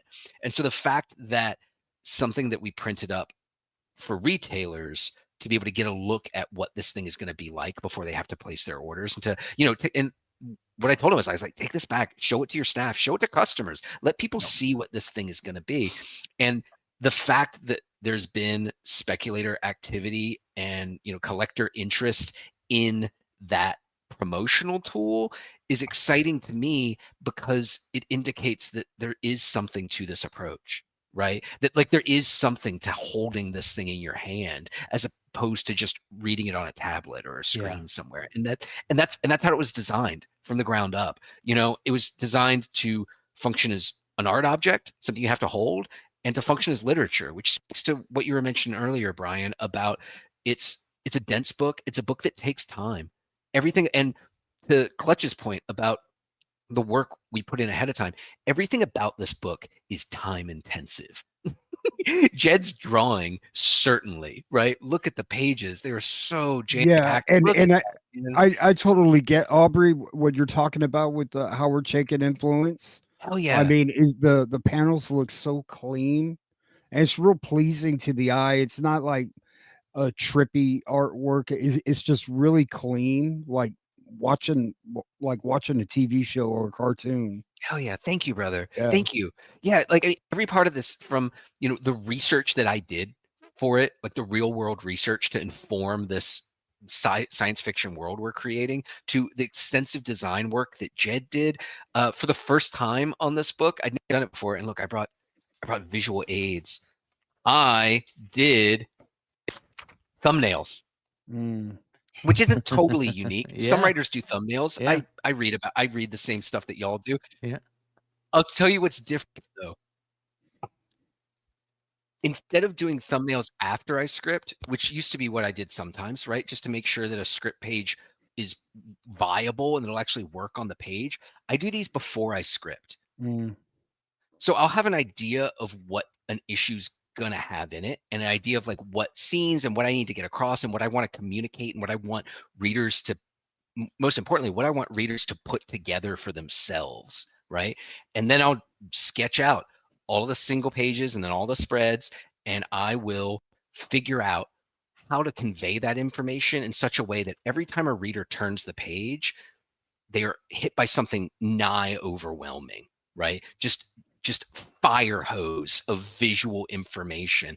And that aspect of it is time consuming. It's a ton of work. It's way tougher than just saying, okay, well, page 1 has 5 panels and here's what can fit on that, you know, or like taking a story and breaking it down into issues, pages, panels. It's a different approach, and it's taken a ton more time, but I don't know. Here's where I veer into arrogance. I think the results speak for themselves, man. Like that's what people are responding to. It's a comic approached in a different way than what we're used to. Yeah. Well, coming out of Comics Pro, there was only a few real big stories that we heard, you know, that actually were kind of a lot of people were talking about. Free Planet was one of them. It was one of the things that we heard that people were talking about. There's already some buzz being started about it, you know, in the speculation secondary market. People saying, you know, let's keep our eye on this. And obviously, you know, a lot of stuff being talked about in the comic press world, which is great. Tell us a little bit about. You said that the research that you did for this book. Tell us a little bit about that trek. Where did that take you? Did that take you down like some of the dark, crazy ideas about aliens and other planets, or did it take you down the historical aspect? It took me down the very dry, boring path. Yes. I'm going. This is the second time I'm reading this one because it was so influential for me.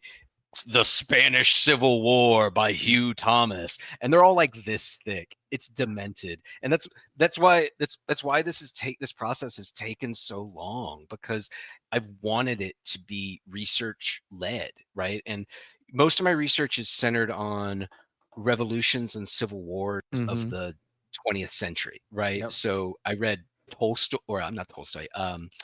Trotsky's History of the Russian Revolution. I read a book even bigger than this one on Cuba, on Haiti, China, U.S. Revolution, of course, just dipping back a little bit further, because, you know, there's 3 components to Free Planet, right? There is the big explosive sci-fi military action, and you're going to get that every issue. Every issue there's a space. Can I show you something really cool? Of course. Can I give you a Beyond Wednesdays exclusive? Some shit that no one outside of the Glendale Hilton has ever seen before. Let's do it. Oh yeah. All right. Are y'all ready for this? Okay. So issue 3. This is not the only, but I think probably the most spectacular example of why this book absolutely must be read in print. Issue 3, it's a space opera after all, right? First of all, just side note, look at this fucking thing, would you? Yeah. Down there at the bottom, that's a psalm that I made up for one of the fictional religions we made up for this thing. Awesome. In issue 3, it's a space opera, baby. So you know what that means? Space dog fights. One breaks out, right? So here's this big spread. Getting the details, they're attacking, everybody's reacting to it, and then look at this spread. That's beautiful. But here's the thing. Here's what's interesting about this: the panels, the word balloons, the captions. Oh, that's fun. They do this. That's right. Oh, If you bought this thing in digital format, you are shit out of luck, my friends, because in order to read this issue properly, to spin it completely around. That's dope. Bro, that's fucking amazing. That's awesome. I love Wait, that. we got to talk about this. Hold Issue on. 3, you do a full 360. The book is jam-packed with stuff like that. Every single the goal, the reason I did those thumbnails I was showing you earlier, and I did that for every issue. The reason I did that was to prevent me from taking shortcuts, to make sure that every time you turn this page, there is something incredible there. So big explosive military action, explosions, lasers, ships and tanks, all the above. The other component is interpersonal drama, right? They're all caught up on a satellite together. They're all bickering with each other. None of them can agree about the right path forward. And it's complicated by pre-existing relationships, friendships, familial connections, romance, of course. But then the third component, and this is what's most important, and this is where the research comes in. The third component is the geopolitical maneuvering, right? Inclusive of politics, of course, but also economics, religion, philosophy, all of it. There is a larger world here, and that larger world and all the research that I did to inform that and to create a sense of verisimilitude and make it feel real, that is what the military action and the interpersonal drama blossoms out of, right? Yeah. These are not distinct elements. The research that I did, and it sounds odd to say this, but reading big doorstop tome about the Spanish Civil War influences the interpersonal relationships that these people have on the satellite. So the research is everything, man. And this is a new thing for me. I've never put this much research into a book. And if I sound evangelical about it, it's because it's been transformative for me. Yeah. The work I'm doing on Free Planet is as proud as I am of all my previous work, and as blessed as I am to have worked with co-creators as talented as the ones that I've partnered with, I have never done anything like Free Planet before. I don't think there's anything else like it on the bookshelves. That's like my big bold claim. I don't think there are other comics like this. I think like a couple of characters, like who's going to be the character that we fall in love with, or do you have a favorite character in this series? So it's two different answers to that. The character everybody's going to fall in love with is the robot. I was not expecting that, but yeah, see, clutch notes. Within my close friend group, I was sharing the first issue with people, and then I would have a battery. I would have an interview. It was more like an interrogation that I would subject them to about it, right? And one of the questions was, who's your favorite character? There's a lot of characters introduced. All of the character designs are amazing. Which one's your favorite? And everybody came back with, the robot. Not even pausing to think about it. And once you read the first issue, you will 100% understand why, but I don't want to spoil it. Okay. But it's good, right? You clutch this. Hearing that from so many people impacted issues 11 and 12 of this thing. We've changed things around. We've made big story decisions based on that, right? So again, it's the beauty of working in a serialized medium and getting feedback from people. My favorite character, boys, are you ready for another Beyond Wednesdays exclusive reveal? All right, let's go. Hell yeah. Shit yeah. My favorite character, he shows up in issue 2. This is Jackson Crater. Depending on your personal feelings on the matter, on all of this historical context that you've been provided, Jackson Crater is either a noble freedom fighter from a failed revolution, or he's a vicious, bloodthirsty terrorist. One or the other. It could go either way. And here's the thing: the rest of the Freedom Guard, they're split on it too. This is him. That's Jackson Crater. He shows up in the second issue. If you read the back matter for the first issue, it's very much about him. He shows up in the first issue, and second issue, and people are pissed off about it. Nobody's happy to have this guy on the set. Awesome. You know what I love about that? And we've talked about this before. The best stories or characters in stories are the characters that make you flip your opinion on them. And the best time to explain what I'm talking about is there's a couple characters that were I just hated them when they first showed up in the storyline. Jaime Lannister of the Game of Thrones stuff, and Negan in Walking Dead, right? By the time that stuff was done, they were my favorite characters that I loved the most. You know what I mean? There's this journey you go on with them where you hate them immensely. You want to see them just suffer. And then these little cracks happen where you're like, okay, I like that. I like that. I like that. And they become your favorite. That is mind-blowing stuff to me. And the best creators and the best writers do stuff like that. And I love, it kind of feels like this type of character, right? I hope. I mean that. I hope so, man. That's. I mean, and what you're speaking to, I would go. So I agree with you wholeheartedly. That's why I was throwing up the Beyond Wednesdays W's. Well, yeah. See, right?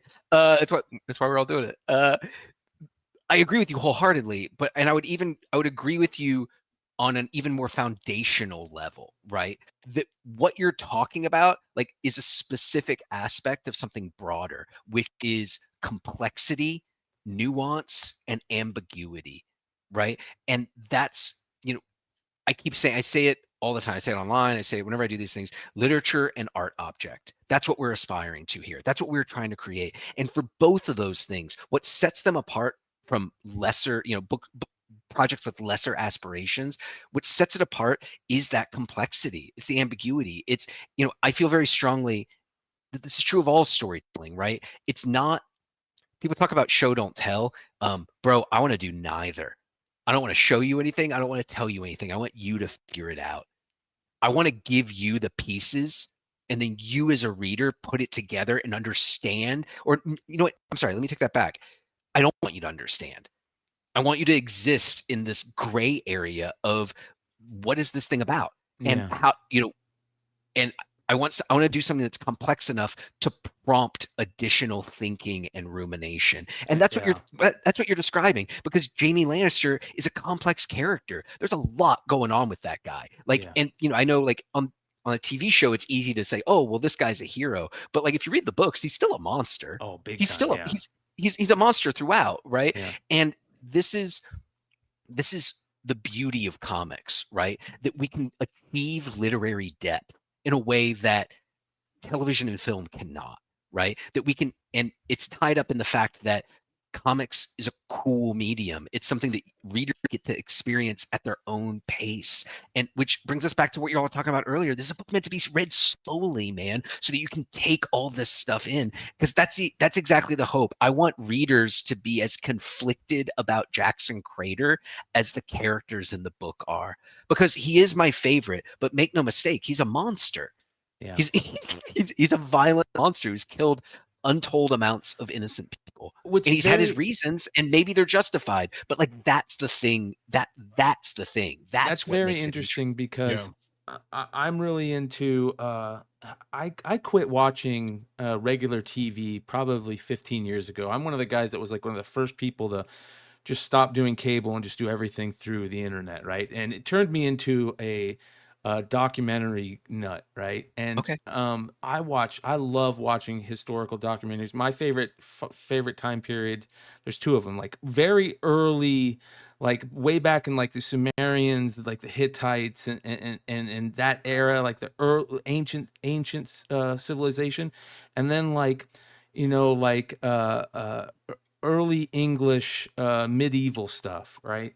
Oh, cool. I love all that type of stuff. And what you learn throughout history is the winners usually mold how people are looked at. And a lot of people throughout history that we've looked at as horrible people might not have been horrible people. And a lot of the people that we looked at as great people might have been horrible people, because of how history, the winners mold history, right?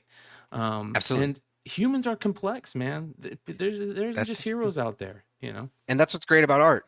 When art is done well, it captures and illustrates that complexity and prompts people to actually spend some time thinking about it. And I recognize these are highfalutin college boy aspirations that I'm popping off with here, but that's what we're trying to do, man. like I've been around for a minute. I've done a bunch of books. I have experimented in a bunch of different genres and worked with a bunch of different folks. I've done work for hire. I've edited comics, and now I feel ready and excited to do something that strives for something more. I'm excited because you're doing something with this medium that it's been screaming for people to get passionate about writing inside the comic book. We've gone through about the last 6-7 years about covers, and then we've had a few writers do well, but like back in the 80s, man, it was the writing and the art. It was combined. And what I see there with your buddy, that especially that one battle scene panel, it reminds me a lot of like the Chaikin Black Hawk stuff, and I reread that stuff recently. fighting, So the dog good. fighting and stuff like that. I mean, that's what brought me to the hobby. Not I mean, covers are great, but man, the possibilities of stories, and I always remember, Todd McFarlane, one of the things that he said that really resonated with me is that comics are the only medium where a kid will see a word he does not understand and will grab a fucking dictionary to see what it fucking Hell means. yeah. You Hell know what I yeah. mean? Yes, dude. Yes. And I love you bringing up that specifically, because there are a lot of big words in Free Plan. There's a lot of words You that used one earlier tonight, and I already was like, what the fuck is he talking about? Yeah, man, it's loaded with big words. Not so much in the word balloons, but in the captions and the historical captions that I wrote in the voice of these historians that I've been reading. Oh yeah, bellicose, irrevocably, right? In the very first one. Big $5 words, man. And I was talking to a buddy, and he was like, "Are you worried? Are you worried that you say riparian in the first issue? You talk about voting by sortition?" And I say, you know what? No, because everybody reading this has a computer in their pocket. They have a computer in their pocket. They can, if they're interested, they can look it up. And if they don't look it up, I don't think it I don't know, man. I run across words that I don't always understand. And sometimes I look them up. Sometimes I don't. Sometimes I just plow ahead hoping that I'll figure it out. And that's words normal. like that, they might think is a Star Wars word, or it's an alien species, but I guess it depends how it was used. I think that's fine too, man. I think there's like a proud history. There's a long, proud history of that in prose science fiction books, where you pick them up and you start grinding through it, and you're not sure whether these are just smarter words that or just shit that they've made up whole cloth. And I think that I love that. As a reader, I find that fun, because again, it points to the existence of a larger world beyond just what you're seeing. I think that, comics done poorly, they feel narrow in scope. And it's because of a lack of research. It's because of a lack of consideration. It's a lack of, and I think this is what y'all were talking to earlier, this idea of using the page, of like, because comic book writing done well isn't just writing. And this is a Chaikin thing too. I mean, and like, he had been telling me for years that what I considered comic book writing is not writing. If you see Howard somewhere, ask him to talk about this, and he will. Just sitting down and saying, page 1, 5 panels, panel 1, here's what's in it, here's the dialogue, panel 2, doing that for 20 pages, that's not writing a comic book. Because writing a comic book, the essential part of writing a comic book is constructing the page. And if, as a writer, you're not engaging with the actual presentation of the page. And again, I do these thumbnails, they don't go to Jed.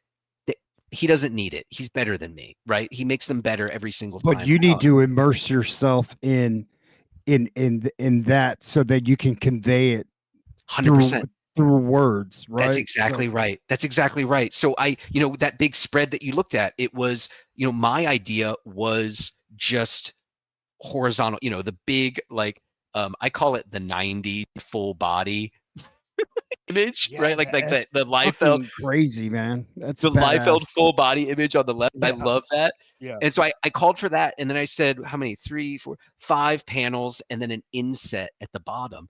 it was Jed who said, you know what? I'm going to do you one better. They're going to be triangles. There's going to be stuff popping out of it. And it's all going to work toward word balloons that snake around the page, which is demented, right? When I was at, I used to be an editor at Marvel. If we got in a page layout like this, we would have sent it back to them.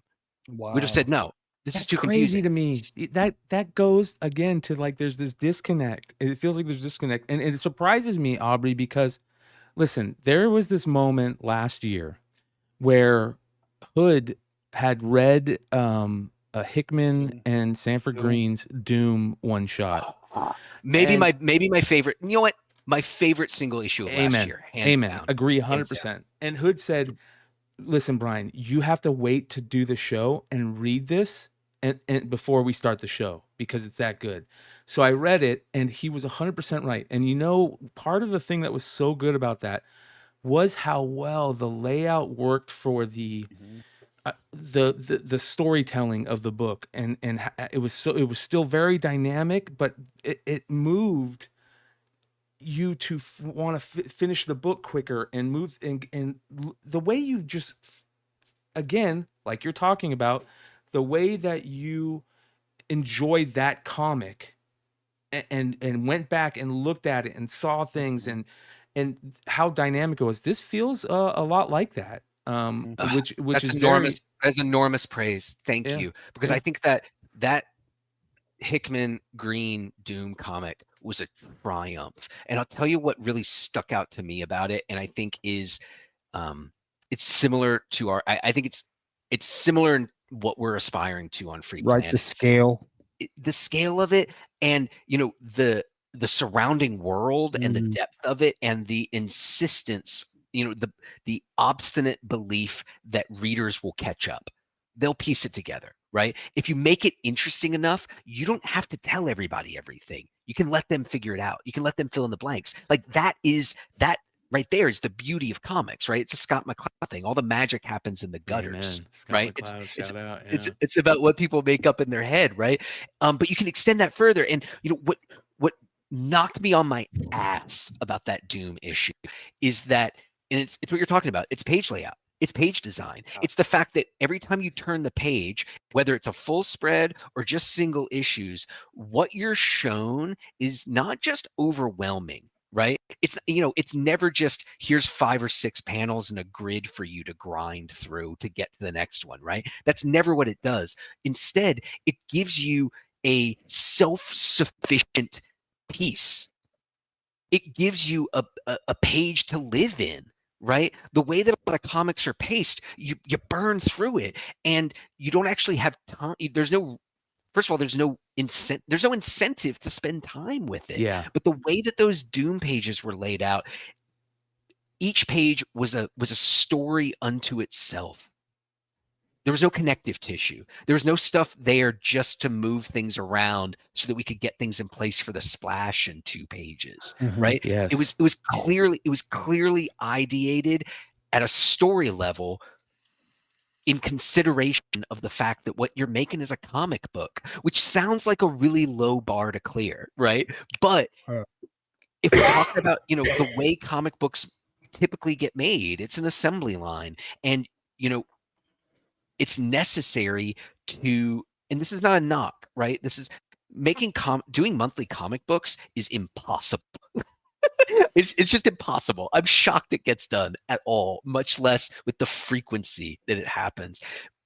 But in order to make that viable, this is the thing Marvel figured out. Marvel and others figured out in the 60s. You need this assembly line process, and to write for that in a way that is easy for artists, you know, interchangeable artists. You know, we don't know who's going to be drawing it. We might need to get a fill-in artist, right?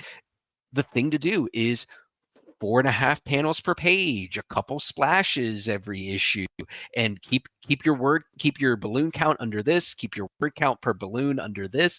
And by doing that, you have a very high quality floor that things won't dip below, right?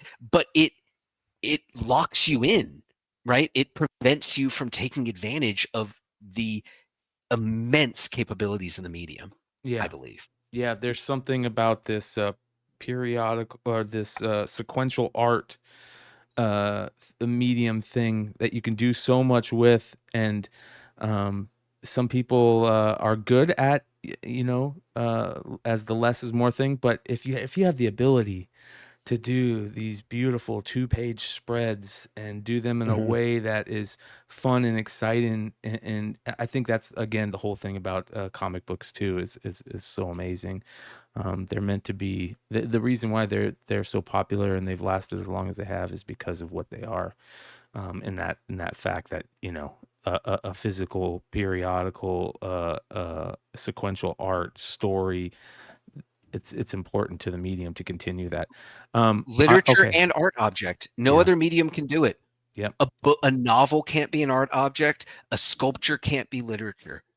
Comics can be both. It sounds like you feel like you've got something really good, and you wouldn't be that far ahead of this book if you didn't. Like, is the kind of the future having spin-off of these characters and kind of doing something that, or doing a whole compendium of this? My dream, honestly, and I'll say it right now, let's do the law of attraction. Let's actualize this for me right now. The entire Beyond Wednesday universe. No, my dream is to have that bookshelf of Free Planet, which is me and Jed. Me and Jed are co-creators, and I don't want anybody else drawing Free Planet. That's me and him. But if you've read the first issue, we've created a whole universe, multiple planets, multiple societies, all kinds of stuff. I would love to then, because here's the thing. If you've seen the level of work and detail that Jed's putting into this thing, we're going to have to take a break. Just realistically. Are you guys challenging each other as one raises the bar, the other? Bro, yes, big time. The level of effort that I put into Free Planet is very much based on a conversation I had with Jed while we were working on Savage Hearts, our previous Dark Horse book. It's a steamy jungle fantasy romantic comedy with a big buff barbarian lady. Ooh, smoking hot. Jed draws, I'm sorry, that requires context. Jed draws these really amazing, beautiful, sexy, outrageously muscular women. And she's one of the leads in this thing. But Jed was asking me, he said, "Oh, Aubrey, I'm working on this scene and I'm wondering what kind of plants are in this jungle." And I said, "I don't fucking know. What are you nuts? No, I have no idea. What kind of crazy question is that?" And so then but he was like, "Well, I have to draw them. So I have to draw something." And so then we had a discussion and we're like, "Well, there's dinosaurs in the jungle, so should probably be some ferns and some ancient conifers." And we figured it out. But, that was an important moment for me because as a comic book writer, it's easy to forget all of the work that a comic book artist has to do kind of quietly and behind the scenes. And with Free Planet, I've endeavored to make sure that none of that stuff, none of those decisions are random, right? That they're part of this holistic approach to building out that world and have actual impact on the rest of it. So absolutely, seeing the amount of effort that Jed puts into these pages inspires me to keep grinding through. I'm not going to pull up another one of my stupid books, but these massive books I have sitting next to me on the floor here. Okay, so when we have Jed on at some point, I will ask Jed the same question, but we've already asked one creator the question tonight. Now we got to ask you. First published work. Ooh, as a writer? As anything. Okay. My first my first professional credit in comics. Yep. Secret War #4, I believe. I got a special thanks. I was an intern at Marvel at the time. How about that? Secret War, the Bendis Gabriel Delodo one, not the 80s one. I'm not that old. Okay. That's awesome. Because that's the fun stuff that I really like. It doesn't happen as much now, but back in the day, a lot of artists would remember when they would have the letters pages, and a lot of creators and writers and artists would write into the letters pages, like, Mark Waid did that a couple times. McFarlane did that a couple times. Frank Miller did that a couple times, and you can go find those issues. So I love these type of things where that's that same type of thing. Okay, Did you have Jada Pinkett Smith on this show? What was that? You're gonna trip out over this, Aubrey. This is I'm gonna explain this again. I found that book, bro. What the hell is going on here? I found that book, bro. This you got to show him the video, McClay. Yeah, this is a living list that we've been working on for 10 years now.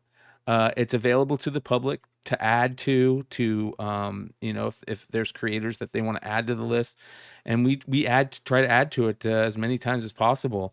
And I mean, it is just packed with Dave Stevens, Straczynski, Kurt Swan, Tedesco, Temple Smith, Bruce Timm. You even have.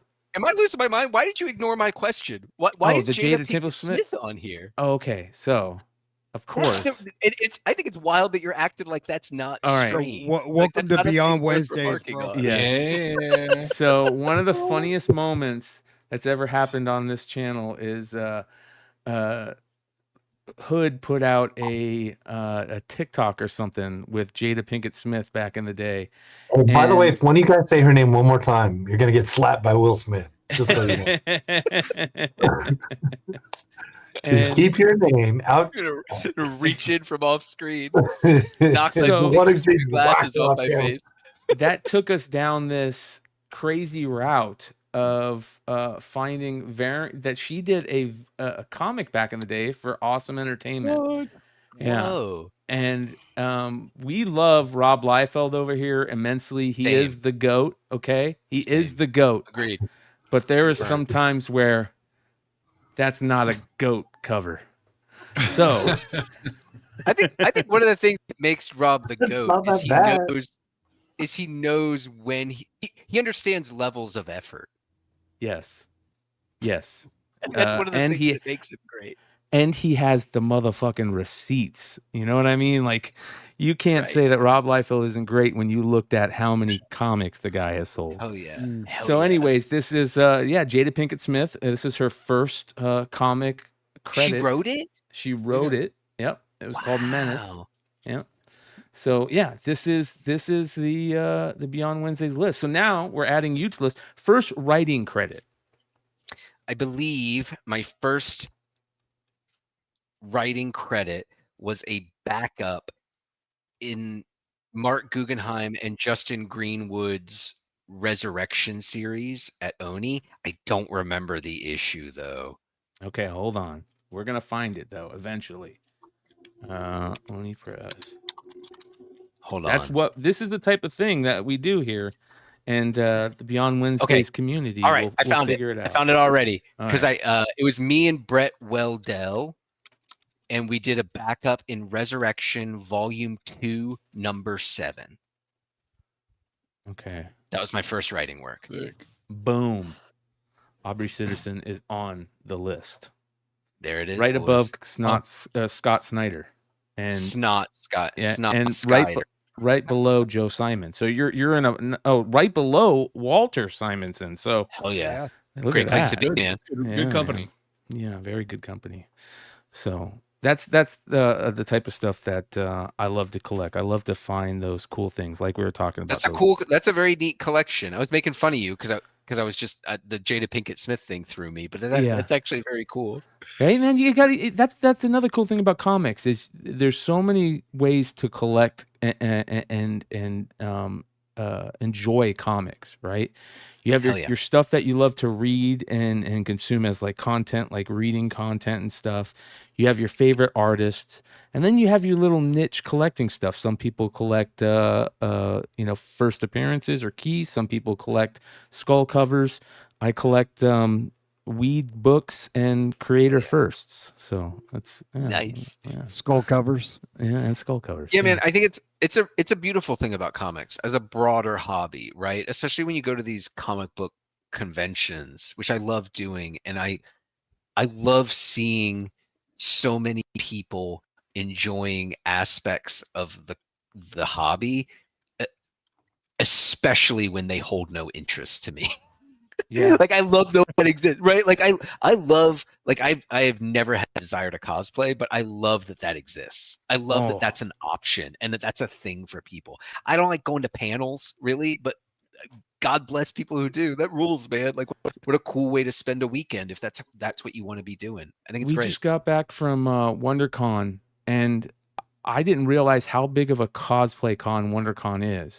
Oh yeah, dude. And Big it time. was fascinating to that is a whole nother that's another fascinating thing about the comic book world and us as a community, is that we have this huge, circus tent, and there's all these different tent poles that we're kind of holding up and where we're at, and you can kind of get lost in these other tent poles that you never would have thought of before.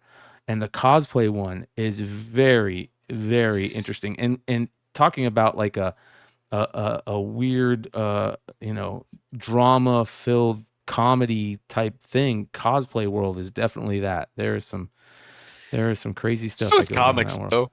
Yeah, It all is, man. Anything that's that kind of small and passionate tends to become incestuous, I think. And just drama brews out of it. Yes. Incestuous, not in the literal term, Clutch.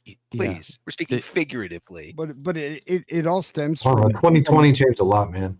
From comedy. Yeah, it did. But like it's all the connectivity to comic books, whether it's movies or TV or action figures, or it all stems from the comic book, so everybody can like just come together, because that's where the birth of everything came from 100%. these books, so yeah, I love it, man. I listen, everybody, this is on FOC on Monday, so we've had a lot of people already in the chat said that they've not only ordered it, but they've doubled their order. A lot of retailers in the chat, which is very Amazing. cool. Thank you, Yeah. retailers. Thank you. Yeah, I think this is going to be something very interesting, and obviously we're going to be keeping an eye on it pretty heavily. yeah, and we'll talk about it, man. Like, I've gotten with Brian, like we've talked about books, reading on a show, and just taking deep dives into books and stuff like that, so I think that's important, man. I think that I think that for the longest time, the content that I was creating for comics was just based on secondary market value. I mean, we loved the stories that we grew up reading, but I wasn't reading as much as I used to. I quit when my comic book store quit carrying new issues because of a breakup with Diamond. It kind of really hampered the amount of new stuff I was reading, right? Because I didn't have a box anymore. And so last year, I think, this channel and these guys on this channel, we all kind of told ourselves we need to be better about reading the good stuff out there and telling people, yeah, there's a lot of shit. There's some shit out there, but there's good stuff out there too, really good stuff. And there's been an explosion in the good stuff. I mean, Image is a great place for you to be at. The amount of, and I want to talk about that for a little bit, because you've worked for other publishers. What's it like, the relationship with a creator and Image and doing an Image book? It's different. I was excited about it. So for me, Image was always the dream. I started my career at Marvel, not because I wanted to be an editor or because Marvel was really the end goal for me, but because I wanted to learn. I knew I wanted to write comics. I wanted to learn how to write them better. And I figured what better way to do that than be in a position at one of the top publishers, depending on how you do the math, right? One or two, working on every aspect of a comic. And I learned an immense amount there, right? But the goal for me wasn't playing in somebody else's sandbox. The goal for me was always creating my own stuff and having the room and the freedom to do that. And, I have a lot of books out with Dark Horse. I did my wrestling book. I did with an imprint of Penguin Random House, like a book publisher, and the support was incredible. And I appreciate, the opportunities that I was granted by these other places. But working with Image is something different. Working with Image is the history of it is special. I know who I'm talking to and who your audience is, so I'm not going to recap the history of Image Comics, but it means something, man. Amen. Like it's important and it's inspirational. It is a creator first mentality, and it is. I think that. So while I'm not going to go into the details of Image's history and founding, I think a thing that comics focused folks sometimes lose sight of, just because Image is an institution now and they've been around since the 90s. People lose sight of the fact that Image isn't just a great deal for creators in comics. Image is the best publishing deal, period, in all of publishing. Yep. Compare an Image contract to a contract from any book publisher, and you'll be aghast. And I'm not accusing book publishers of being exploitive. It's a different deal, right? And it's based on the fact that every other publisher that I know of is set up to make a profit. Image is not. Image is a partnership. Image is set up to publish creator-owned work. That's why it exists. So they run lean. You have to do a lot of stuff yourself, but that doesn't bother me because, quite frankly, and I, as y'all have probably pieced together, I like talking, but that's why. Hey, man, hell yeah, I like talking about my work. I love the only thing I like the thing I like most is writing comics. The thing I like second most is talking about comics. Fuck yeah. Those are my two favorite things. So doing this is a treat. What a joy to have an excuse to come chit chat with you guys about something that I made. It's amazing. I love doing cons. I stand up the whole time. I try and put on a show. I try and bring people into the tent because I'm excited about this stuff, man. So, I've run Kickstarters. I've self-published my own work. I can do this stuff. And I know that, like, for some people, the thought of going to Image and being responsible for more and not having as much infrastructure and people helping you out is frightening. And I get it. But the truth of the matter is, if you're a creator, there's nobody who's going to promote your book better than you are. Mm-hmm. And if you're willing to put the work in and have ownership over it, the level of control that and freedom and autonomy that a creator has at Image is unmatched. And a book like Free Planet couldn't exist at another publisher for a dozen different reasons, right? It simply couldn't. Free Planet could only be published by Image, and it's a dream come true of mine to finally have an ongoing series launch. Aubrey, the shit you did with flipping the book around and turning the book around and forcing the reader to read in that way is the innovation that this medium needs because they're all digital. Comic books are going away. It's gone, and the woe's me type of shit that you hear all the time. When all it takes is innovation and people giving a shit about this hobby, this medium, writing comics and drawing comics, do something different so that this medium doesn't go away. Amen, brother. That's it. No, I mean, I used to fall in this trap. For many years, I didn't write spreads because I believed the hype. Comicsology is here. Everybody's gonna be reading in 5 years. Everybody's gonna be reading digital. Everybody's going to only be reading on tablets. So you shouldn't do spreads because those don't read well digitally. I stopped adhering to that the first time I got royalty statements from Dark Horse and I saw how many people buy books digitally. None. Nobody's buying books digitally. Like that's like the dirty. Like that's like what is this? Is it a crazy thing to be saying? It's true. I've seen royalty statements, and of course there are outliers, right? And of course, vertically scrolling stuff. They steal them digitally. Say they again? steal them digitally. You're right. Steal them digitally. Yes. Nobody. Unfortunately, I'm being truthful. Like yes, it's the truth. People are much more likely to just go on and bootleg it than they are possibly to. That's absolutely right. And plus, comicsology kind of going by the wayside. And so, didn't really help whenever they sold out to whoever they sold it to, and they couldn't catalog it anymore. All that stuff. That's exactly right, man. And so, doing books that must be read in print is a way of, as Hood was mentioning, it's a way of making good on the medium and its promise and what we can accomplish. But it's also a way of keeping the medium alive, man. And it's a unique one, and it's special, and it's capable of doing different types of stuff. And while I adore any and all praise, thank you, in the book around, that's not even all that innovative, bro. Can you see what's over there? It's my Cerebus volumes that I've been rereading, because when Cerebus is good, man, and here's the thing, Cerebus gets real bad. Cerebus gets unreadable. I've read it all. It gets unreadable. But when Cerebus is good, there is nothing as good as Cerebus in the English language that I'm aware of. Not just comics, but it's literature. It functions as literature. And he does the spinning book gimmick multiple places. And I went back, and so I started rereading Cerebus is because I went and found the spinning book gimmick and read that, and I was like, oh shit, I should reread this. And so I started going through it, and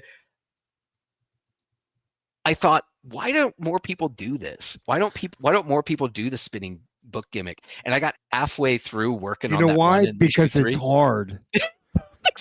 That's why. It's so difficult. I was worried our letterer was gonna. I was worried our poor letterer Taylor was gonna quit on us just because we were like, well, that caption, if you could just like tilt it like 12 degrees more, then we'll be good to go.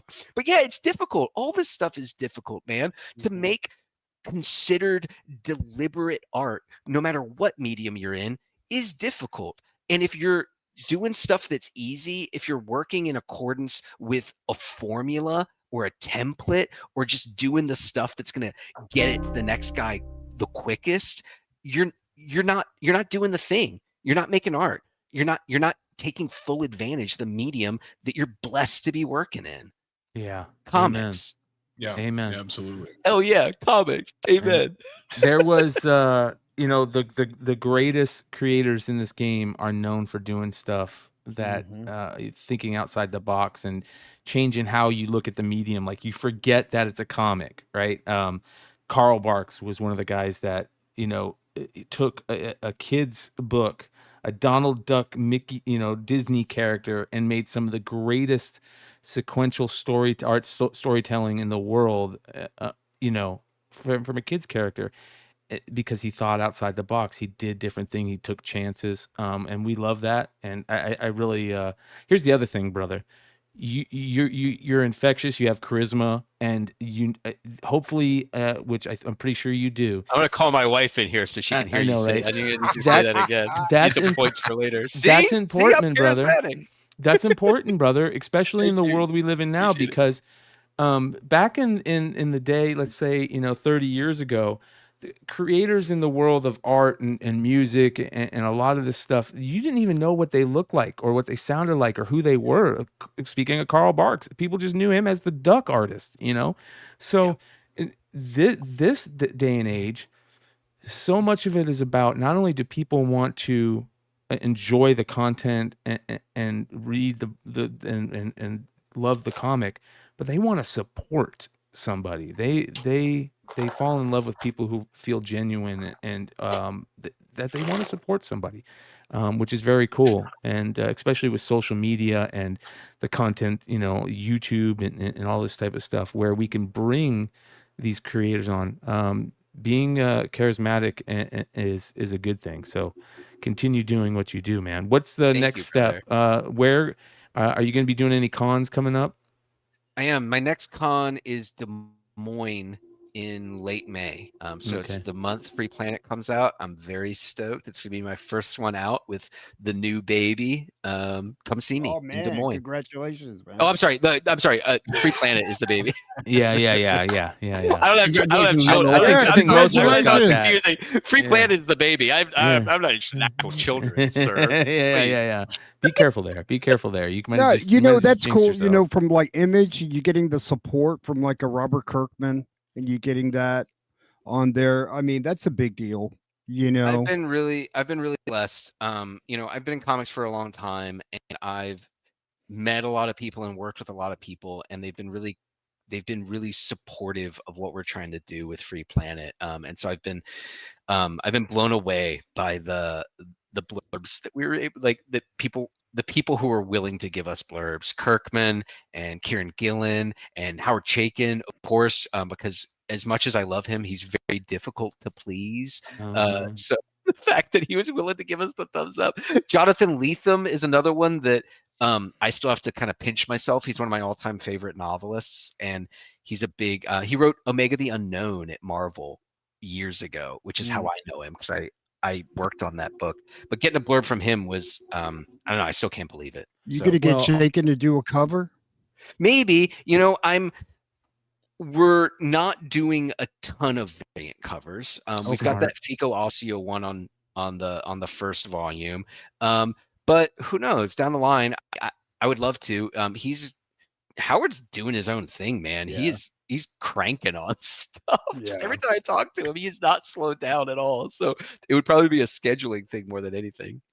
Another real quick blurb on there was Daniel Warren Johnson, who I credit as being one of the guys who has really kind of put out sensational stuff over the last year, and what they're doing over at Skybound with that Energon universe is fantastic. Absolutely fantastic. That's game I think he's one of changing. the most exciting guys working than me. I mean, and this isn't like a novel opinion, but no, Daniel's obviously one of the most exciting guys working in the medium, and I think it's because he's the full package. Yeah.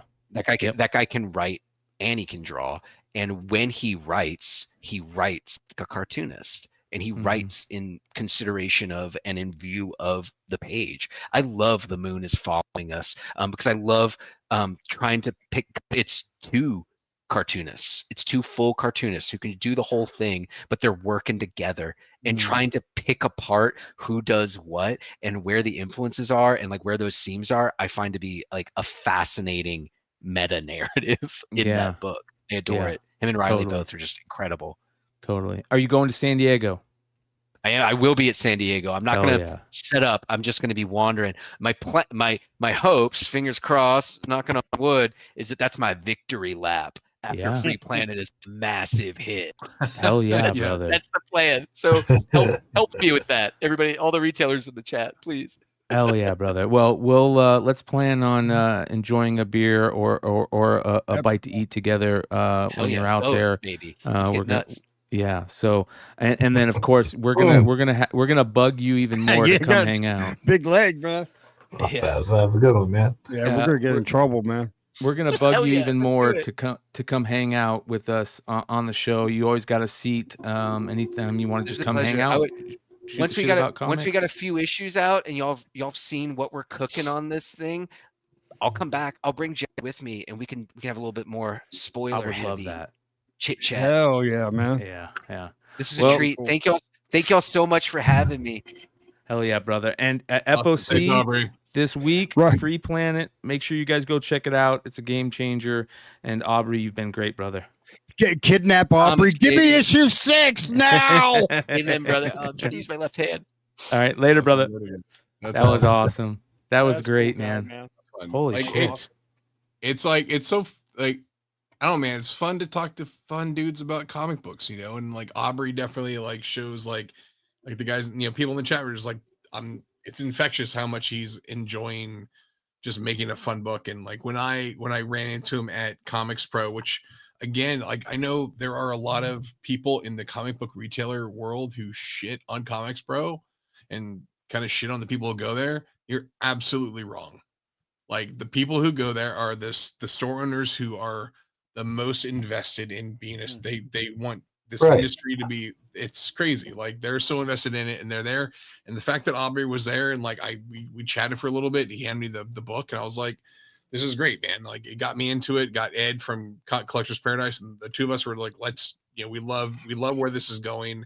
So we did the cover and Aubrey put us together with Buster. Like it's so awesome. It's great. And I think this book is going to be cool. And like, I honestly, dude, Hood, he didn't even show me that turning page thing. Like, when he's like showing that on the screen, I'm like, that's mind blowing. That's awesome. Bro, if that's what he's got cooking and he does things like that, innovative things, I mean, that's how you sell comics, man. Yeah, dude. Other than a cover, and I've got a lot of books. I want some meat inside my books. I want it to mean something like fucking Swamp Thing with Alan Moore and fucking somebody in the chat put Watchmen and Frank Miller's Dark Knight.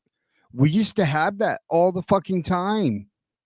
We used to have great stories all the time. And now it's become just covers.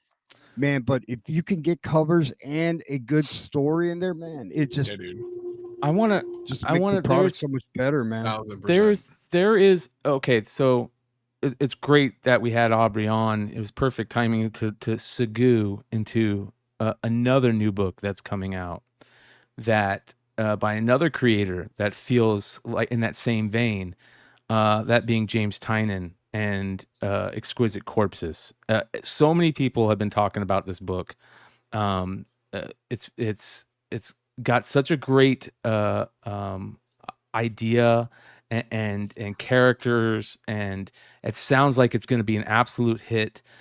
People are very excited for it, and I think that we here at Beyond Wednesdays are probably some of the people most excited, and we've been kind of talking and holding this back for a while. We've been dropping little hints here and there, but there's something special about Exquisite Corpses for people who watch Beyond Wednesdays.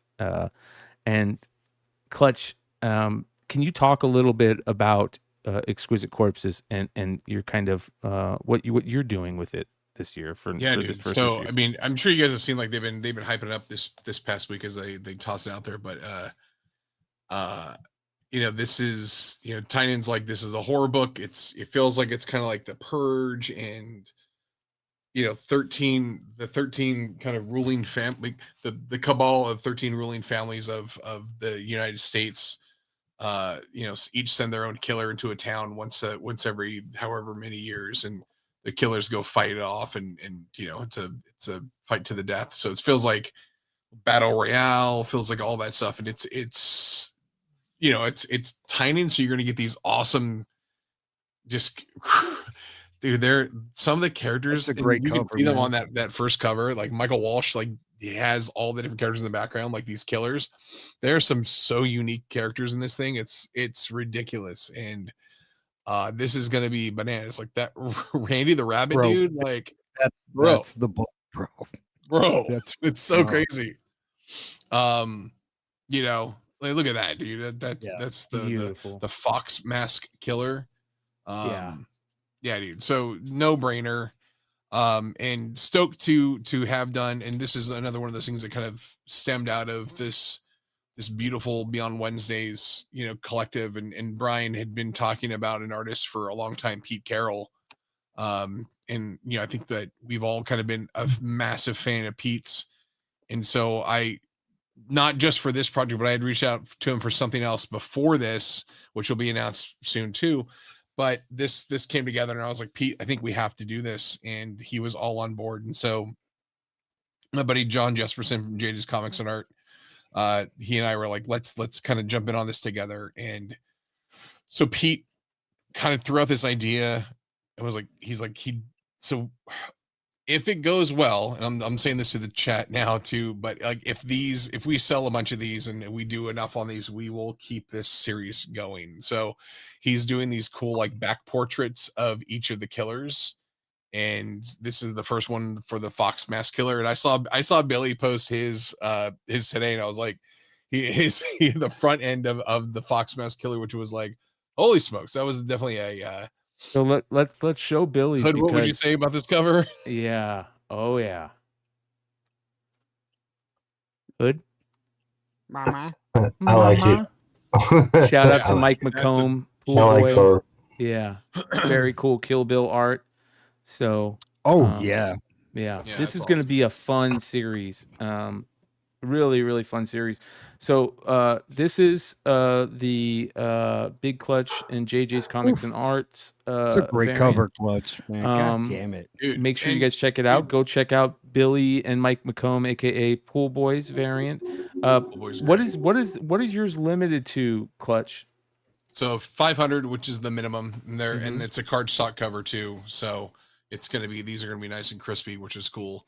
And Pete, like in this series, dude, honest to God, like that Pete image, like This is like Pete's traditional, man. Like this thing is like, this is colored pencils and it is so freaking good. Like I want to show you guys Pete's art. Blake picked up some stuff recently too. That's mine right there. That Skeletor is yours? This is I bought that. traditional Yeah, art. he drew you that for me. guys. Bro. Yeah. I'm not kidding. Yeah, this is I asked him for- traditional. I bought all the ones he had left on his site, and then I was like, "Hey, man," because he had a Skeletor that was sold, and so I asked for it, and he did. And not only that, I have another couple coming from. I was like, "Can you just draw me more instead of mailing me these?" And so I have, I've got a matching set, and I already had Skeletor. So if you can probably guess what colors of people would be coming from the Masters of the Universe. And I bought the ones he had on there, which, I mean, obviously the popular characters were gone first. Yeah. So that's not a problem. But I was like, dude, this guy's so damn good. And there's such a freaking good deal to have these sets on there. If you scroll down, you see them. And I was like, I'm just going to buy these. And then just, a little back and forth on there with the guy. What a great guy. I'm like, yeah, just keep adding. No, that's Brian's favorite. That's my favorite. Zombified Storm Shadow. I'm gonna Let's ask just get him to him. do you one of those before. I'm going to ask him. before- Yeah, I'm gonna ask him to do me one. I'm gonna We reach can out. mail to him with Mail mine, all man. together because I think I've he's already got a got couple. I've already pieces got for me, 4, too. and now I got 2 more coming. Yeah. So, well, yeah. here's the thing about this guy that's very special. He's one of the first guys that we talked about on this channel that we fell in love with his art, and a lot of Beyond Wednesday's longtime viewers will recognize his IG page, especially these images, these side portrait, the He-Man images were the original ones these ones right here were the original things that made me just totally geek out about his art. That one was great. Yeah. Just this beast man is fantastic. And here's the thing about it. I think Pete is probably one of the handful of artists that is going to absolutely blow up in the world of comic book art and pop I culture want to show art. you this thing so bad. I've got this thing in my hand. I'm gonna show you that little bit right there. That's all I can show you. Oh, but this thing I got in my hand. And I want to talk about this because we're hoping, and our fingers are crossed that we're going to see much more art from Pete Carroll and Big Clutch Productions in the future. Yeah, we're cooking, which is awesome. And Pete's great. And honestly, if you guys have gone to a site and you see art on there, and it's his stuff is insanely undervalued. I was like, Pete, you have to charge more for your stuff. It's too good. Let him finish mine first. I know, dude. Seriously, like even this cover, like these. I would pay more. Don't worry, I would pay more. These corpses covers that we're kind of we have like the first 6 already like roughed out and stuff. They're so damn good. Like someone's gonna pick this up and have it as a series, and it's gonna be amazing. Yeah. So Sean, this is this one live also. Yeah, this one's live too on the site. So, ladies and gentlemen, when does this drop? So, oh man, it's gonna be a busy freaking week. This comes out May 14th, the same day that Battle Beast #1 comes out as well. So, wow. That being said, that being said, can you drop a link for me, Clutch, if you haven't already, or talk about that? For which one? For the Battle Beast talk. Are we able to talk about Battle Beast? Yes, maybe so. Not yet. Okay. But we'll just say it here. So Pete did the Battle Beast cover for this project that I'm doing with eBay and Skybound. So bro, Joe, like I'll show you guys after this thing, like, and the stuff that we're working on, dude, it's gonna be stupid. It's so good. So May 14th is a busy day. Yeah, and for those of you guys that don't know, this Battle Beast stuff is crazy. They're doing It's gonna these be blind huge. bags. We've talked about these blind bags before. I hope that if you are a retailer and you didn't do an exclusive and have a bunch of blind bags coming to you, I hope you were able to pick some up at a decent price, because this is the type of stuff that we love as collectors, right? It harkens back to the old school days of the Harley Quinn back in black blind bag stuff. Yeah. It harkens back to the old school blind bag days where you don't know what you're getting inside, and you have chances of getting major hits. And it harkens to the new school days of it, in a world where blind bag packs are being made in a I don't, the word isn't better way, but the technology that's used to make blind bag packs these days is amazing. And there's going to be things that happen in the future with these blind bag packs that are fantastic. And Battle Beast, this Battle Beast stuff is kicking it off. It's cool, man. Like it's is that my do you hear the double or no? No, you're good. Are you getting an echo? I was gonna say it's like it's really cool to see that people are kind of putting these things together and doing their own blind bags. I've seen like Top Shelf is doing it. Whatnot has been. I mean, Whatnot kind of really kind of put those on the map. Like the stuff that we did at Skybound back in the day. It's just progressing and it's becoming more of a thing. And like we've all talked on this channel a bunch of like how like kind of adding some sort of extra like collectorness to comics is kind of it's kind of a key piece. And I think it kind of weirdly. It is the opposite. It's the yin to the yang of the stuff that Aubrey was talking about earlier, right? And making the inside, and Joe, you brought this up too, like making the inside of the book like so enticing that you're like, oh shit, I gotta read this book. I gotta get this book because the guts are so good versus, oh, this is cool cover. I just gotta get this cover. Like at some point they're gonna both merge again, and it's gonna be like the best business. We're gonna be, in heaven again. But like right now, we're trying to find a way to get them both together, and there's going to be different ways, different things are going to pop off on both sides. And I'm excited to see it come together in the next, I think the next 12, 18 months, God willing, this country doesn't burn in it. Yeah. It's going to be great. Yeah. Yeah. I have a good feeling about this Battle Beast blind bag, dude. It's going to get even better, you guys. Yeah. I'm letting you guys know that this is great. This Battle Beast, but sure, it's going to get better. Trust me on that. So beautiful. Dark Fizzo just said, I bought a 10-pack off eBay, plus I have a few on my LCS box. Real Fake Comics says I got 150. I'm excited. Yeah, I think honestly, like the stuff that Skybound did with this blind bag, like Robert and Sean and Arun and the guys, all that whole team over there were just like, how do we make this stand out? And the blind bag, it's not just what you think it's going to be. Like there's some really great stuff in there, and people are going to be freaking. I ordered 1,000 for myself. Wow. Yeah. And can we talk about that a little bit, because that's something I think is very important. I think that people don't realize how influential Skybound was on this whole blind bag thing, right? Because you guys were you had your hands in kind of creating this thing in a way that it is now. I mean, the whole polybagged comic thing has been around for a while, and even they did polybagged where you didn't know what was in there, but Skybound kind of was playing around with this idea of what the blind bags are today, where you have these pull rates, you have these chances to get rare exclusive variants you can only get in these bags. Like it was a game changer when you guys did it back in the day. Yeah, the 15th anniversary was really kind of we did it. There was a stretch of really fun years because we did the 5th anniversary of Skybound, which is in 2015.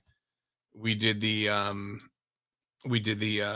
Skybound box set right at San Diego. So we did like a collection of 10 books, and there was 3 different colorways you can do, and then we randomly inserted like coupon code or little coupons to get a special first print of issue 1 of Walking Dead or Invincible or Witch Doctor or Super Dinosaur that Robert signed the label. It was a really fun like little thing for San Diego.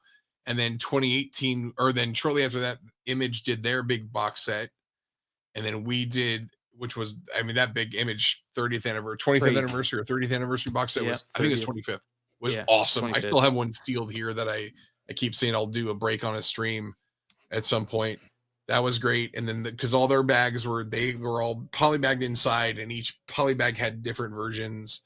And then for the 15th anniversary of The Walking Dead, we did 15 different issues, and each issue had between 3 or 5 variants, and some had secret variants that we didn't tell about. So like Robert understood, and Sean and Mackwitz and I, when we put that together, we're just like, how do we make this cool? And Sean honestly like did a lot of the heavy lifting on like coming up with the different versions and stuff, and it was awesome. So it's super fun.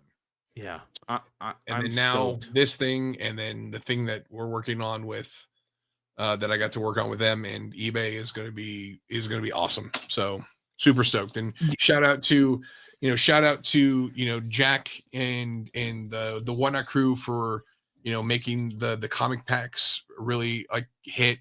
Shout out to Top Shelf for doing a great job with their mystery packs, and seeing guys like Bryce do it. And then you saw that there's a Top Shelf is doing a thing with Mark Spears books for C2E2. Like there's a lot of fun stuff out there, and I want to make sure that like ultimately like we're doing it right in the right way too. That we're doing it kind of like we want it to be cool. We're putting a lot of fun stuff in there, and I didn't even tell you what we're doing, but we're doing some fun stuff. So yeah. I would say like Invincible, like season 3, like if you watch that whole thing from beginning to end, like as some of the most amazing animation and storytelling that I've seen, like I was blown away by the finale. I mean, I was just blown away. And this thing just is, you feel like it's getting bigger and bigger, man. And the funny thing, my buddies, I don't remember what it was going on, but it's chat with some other UCLA dudes or whatever, and say something about something, and one of them, somebody posts how that David versus Goliath show or whatever is #1 on Amazon, and I was like, this article doesn't say #1 at what? Like I'm like I doubt it'd be all time when you've got Invincible, Reacher, The Boys, right? And like amongst other things, right? And I'm like, I think it's just one of those things where like the finale was #1 that day, and they wanted to be like, oh, this is a more wholesome show or something like that. I don't know. And my buddies, other ones like too, I'm like, oh, I love Invincible. And I know they do. They know I do. They know what I do. And then the other one's like, oh man, so we start talking about Invincible. And then the other guy's like, all right, oh man, I have to get into this. Like 10 o'clock that night, he comes back, he goes, it's a cartoon? Because we didn't like the way we were talking about the show. Like, you know what I mean? He's thinking that we're talking about like a series that he missed on, which he did. But like, let's be honest, like most people, adults are gonna assume that. And it's like, no, we didn't get in that part. And the other one was like, dude, first things first, watch that first episode, like start to get in more. And he's like, also pay attention. Don't start this off with your kids. His kids are little. Yeah. And he's like, dude, like don't start this off with your kids by just calling it a cartoon. So anyway, that was kind of cool. I was like, oh shit. And go ahead, brother. I was gonna say, like, so Drew and I were actually talking about Invincible the other day, and he's like, dude, do you really realize like how low the print run for Invincible issues were? And I don't think people like realize how low. And so I was like, he and I were just chit chatting. I pulled up Comic Con, and I was like, dude, like the freaking last issue of Invincible, 14,000 copies for issue 134. Like this one, 102. There's only like 898s of issue 102 out there, man. I mean, people don't realize, like, at that time, like, I think that I was trying to compare, like, issue 100 of Walking Dead was a really pivotal point, right? Because that book that's when it did 355 or 360,000 copies, right? The appearance of Negan, yeah. Yeah, did massive That's book. fine. That was the one the show's on. It hit this crazy crescendo, but Invincible never had the show, right? Invincible never had the thing. It was always beloved by fans, but it just never hit those numbers. And I think like some of the higher print runs may have been issue 100 where it hit like 30,000 copies, but like that was the peak. Like there are some books that like, you know, Joe, like you said, like 8,000, 9,000 copies, maybe, especially on the earlier stuff. And it rode in that 12 to 15,000 for most of its run. But like, you think about like that is not a big print run for any book, right? Like, no. And also, so we got into, being into literally the speculation era. I mean, the group where I know everybody at was originated Comic Book Speculation and Investing, turned into comicbookinvest.com, blah blah blah. Anyway, that's what we were OG with the, you know, flippers, and when people didn't figure out like things like eBay, when comic store owners didn't know it was gone, when Comic Cons didn't know what was going on, they didn't know what their books were worth. You're going to find books and resell them, you know. And there's always been sort of I don't know, back and forth with all that. You know, people, eBay's BS, you have to use Overstreet, blah blah blah. Well, anyway, get back to Invincible. There were people in there like, no, this is actually a beloved series. It's serious fans. Yeah. It's so well written. Every single person that I know that's read it has said how damn good it was. And they were like, if you go, and this was back then, they said any back issues, if you can find any of the first back issues in a store, and this was, you know, 6, 8, 10 years ago, buy them. You can't find them. You can't find any of the issues. They're in people's collections and people who read them, and they weren't available then. They're not available now. You're not going to go to a store and find like a legitimate Invincible section at any store in the world. There's not enough copies. They all would have already been bought. The most they can do is if they had like you know, wall books or in a case, or somebody gets it in a collection and it's a late issue and they put $15 on it or something. That's the only Invincibles you're gonna find. Yeah. I mean, that's why you sell them at the do well at the cons. People just keep coming and staring at your wall. Like, which one can I afford today? You know? Yeah, it's crazy, man. And I think it's like, it's such a testament to like the success of the show. Like Joe mentioned, like the show's so good, it is killer. And then people are like, they're finally catching on, like, hey, we're missing this, dude. Like I was talking to a retailer too. My buddy Kenny from Nuclear Comics was talking about how like the Invincible compendiums that were sold out. Like at the distributor level, they were sold out. Like, and he was like, oh, it sucks because Lunar doesn't have them. Like Amazon didn't have them. Like no one had them. And like the funny thing was, I was like, knowing how like the Skybound and Image teams work, they had to have gotten caught off guard because normally they're able to predict so far ahead of like, hey, we're printing, you know, we're going to print for the cover for the next 6 months, right? We know that like this order is there, and the fact that it wasn't like that they were out, oh my god, they got caught off guard by how successful that series did that in season 3. So yeah, it's crazy. All right. To end the show, I want to go over quickly the new issues, and which also include a big chunk of the variants at C2E2. We'll do this pretty quickly, but shout out to Cover Price for doing an amazing job at what they do. Of course, this is their site. You guys go sign up for it. At some point, we got to hit up Matt and do like a Beyond Wednesdays code for people to use. Because if you guys don't already know, Cover Price is one of the best websites for your comic collecting. And it's getting better and better. And they keep day. on improving the site. Yeah, immensely. The search abilities, the wish lists, the research ability, they're amazing, and they've if been you doing don't sign a great up job. for the free email, why are you even comic booking? Yeah, free. It's just simple. Just read the freaking emails. And I'm not talking. You don't have like you don't have, and God, I mean, I love them all, buddy, and Chuck, right? The diatribes. No, man, you don't have to go through all that. Go through, right? Although that's entertaining. Gotta love So, old, so old this is school. Sign up for this cover price. this is interesting to me. Again, this is Right. one of those things where you're walking on a tightrope to me on sometimes where you're doing things. This is again, here's Tidal Wave. We talked about Fame and all the crazy C2E2 variants. This is a book they're putting out called Beyond the Joker Complex. And yeah, I understand seeing Joker variants, but why are we seeing Marilyn Manson and Taxi Driver and Walking Dead on a Joker book? It just, that's me complaining. I apologize. Yeah. Here's the Fame Arnold Schwarzenegger one, which you got some cool Commando. Do they have nothing? So these are not. I still don't understand. So is Schwarzenegger supposed to be there? No, but the comic is. They can just do this. You can make just whoever you want in the comic book. The comic book is there. It does have a story about Arnold Schwarzenegger in it that they do create. So at least I give them credit for that. Yeah. And it's I'm not even talking shit. I'm just being curious.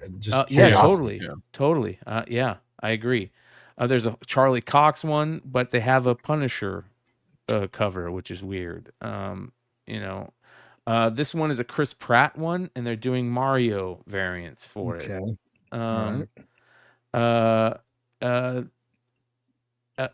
Ichiro Oda, is that the guy that created One Piece, I imagine? Because there are a bunch of One Piece variants, it looks like. The girl in the end is wearing One Piece. John Carpenter. I understand. This one makes sense to me. John Carpenter, you're doing a biography on John Carpenter, so you're going to want Halloween variants. So I understand that. So here's some Halloween variants for the John Carpenter one. Good old Kirkham, man. Yep. Tyler Kirkham. And then see, now that looks cool. Like John Cena, and he's on there. Okay. There's a Keanu Reeves one. So you got these Keanu Reeves ones. What the fuck? Keanu Reeves and the Alien, bro? What the fuck? Yeah. That's nuts, man. Yeah. See, I would pay to see a movie with that shit, dude. That'd be hysterical, man. These are all C2E2 variants, by the way. So there's 490 C2E2 variants. Here's one where Keanu Reeves is Venom for some reason. Oh God. Keanu Reeves with the Wolverine claws. Okay. Those are pencils. Oh, they're pencils. Cool. Yeah, that's actually kind of cool. Actually, yeah. You killed them with that pencil. Yeah, I give that a pass. He's the man you sent to kill the boogeyman. This one I thought was kind of interesting. Michael Jordan one, but it has LeBron James on it for some reason. There's a Nicolas Cage, which is kind of funny. Greg Horn did a Nicolas Cage. Sabrina Carpenter. I didn't know who that was until I looked her up because of this. I do like these. Hey, bro, the Cobra, bro. Hey, Maria Cobretti, bro. I gotta get that one, dude. Yeah, I think that's cool. I like these. For some reason, I'm a sucker for these Pokemon ones that they did. I forget which con it was. Maybe MegaCon. They started doing these Pokemon ones for the creator of Pokemon. Bro, that Cobra one, dude. That's kind of digging that Cobra, dude. Can't lie. and this Gal Gadot one's really good too. That's Gal Gadot. I kind of wish that was actually on an actual Wonder Woman cover. So do I. I agree because it's such a good Wonder Woman cover. I agree. Wow, mama. Yeah. Nah. There's an Eminem one, a Mila Jovovich one, more Eminem. There's a Snoop Dogg one where he's smoking a fatty. The Stan Lee one, which I like. You know, they do the homage to the Foom one. There's a Bob Marley one, which is Bob Marley, and lots of Bob Marley ones. And there's a Dr. Seuss one, which is interesting. That's kind of cool. The Gorkum Demir one. There is J.R.R. Tolkien, more Yu-Gi-Oh, but they're doing Pokemon. This one's kind of weird to me, but I like the Pokemon ones like this, not the Yu-Gi-Oh ones. Okay. Who said that the dragon had the wrong color eyes the other day in chat? Someone was like, "That's true. It's blue eyes, white dragon." Not yes. All right. This freaking okay. So there are John Tyler Christopher variants at C2E2. The Mary Jane negative space variant is a banger. That's my favorite of the show. That's the best JTC for sure. Yeah, it's so good. I want to see. I do want to see what he did with that Venom. Although he just might sell it on his own website for half price in a few months, like he did Daredevil. Well, I'm just glad that he's selling it on his own. You know, he's smart. He said, you know, I'm not. He sold it to the same price he could have sold it to the people that went to the con. Yeah. And then undercut. God, man, that's it good. at a later price, and then undercut everybody. Mama! Jesus Christ! He's not doing yourself favors doing that, man. Just She looks soft and squishy. I gotta clip that. Mama! Oh man, that's so good. Just So leave good. it there the rest of the show, man. Just Yeah. we're There's not gonna also, look at any other thumbnail. Look at this Jay Gonzo. This is a pretty good Jay Gonzo one. You got the Alien Paradiso Jay Gonzo slot machine variant. So there you go. It'd be cool as you're going along, Brian. Let's go back to that John Tyler Christopher book again, and then go look at. Let's go back to that John Tyler Christopher book. Amazing Spider-Man #1 is out again. So there you go, you guys. There's a ton of variants for it. Look at this freaking KRS Comics banger again. Notion, bro. They nailed it, geez. Jesus. Oh, Man, Notion. The Barbarian. Oh my gosh, man. I was looking at somebody had put up on Rob Liefeld's Facebook group page, I think it was, an old school when they had gotten back together to celebrate like the Extreme Studios anniversary, and it was all the Extreme guys, and you're just looking at all these freaking heavy hitters now that used to be, you know, these young kids at Extreme Studios with Rob Liefeld, and freaking Panosian is such a beast right now. Yeah, dude. It is awesome. Such a beast. So that's limited to 1,000. KRS Comics doing great jobs over there. Let's see here. There is an Inhuck Lee one that's okay. Yeah, most of these aren't that good. There is a JTC, but I don't like this JTC. It's not as good to me. I mean, it's good art, but it doesn't hit me like most JTC stuff does. That John Boy Myers. If you look at that John Boy Myers one, yeah, this one right here. That one's done really well. This could be an amazing foil if done right. Yeah, John Boy's great, man. Look at how beautiful that would be as a foil. See? Oh, that pays homage to 121 issue 100. I mean, that's how you do an Amazing Spider-Man cover, man. In my opinion. Yeah, that's great. That's a comic Tom Davis Writer book, limited to 2,500. So there's a bunch of that one. That's a good book, man. Yeah, that's a good cover. Okay, there is man, Bagley's book, man. That's a Bagley, another homage to 121. A Zerdy. Oh, wow. Speaking of Zerdy, we will have we might have a Zerdy appearance coming up soon, I think. Huh?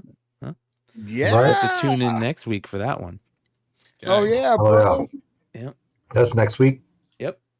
And then Black Cat 1 in 50 variant, Virgin variant. There's an Art Germ. I feel like I've seen this 1,000 times though. This image. It's good, but I just feel like I've seen it before. he's done a few like that. Yeah. They threw her body in at least. Yeah. True. Yeah. Very true.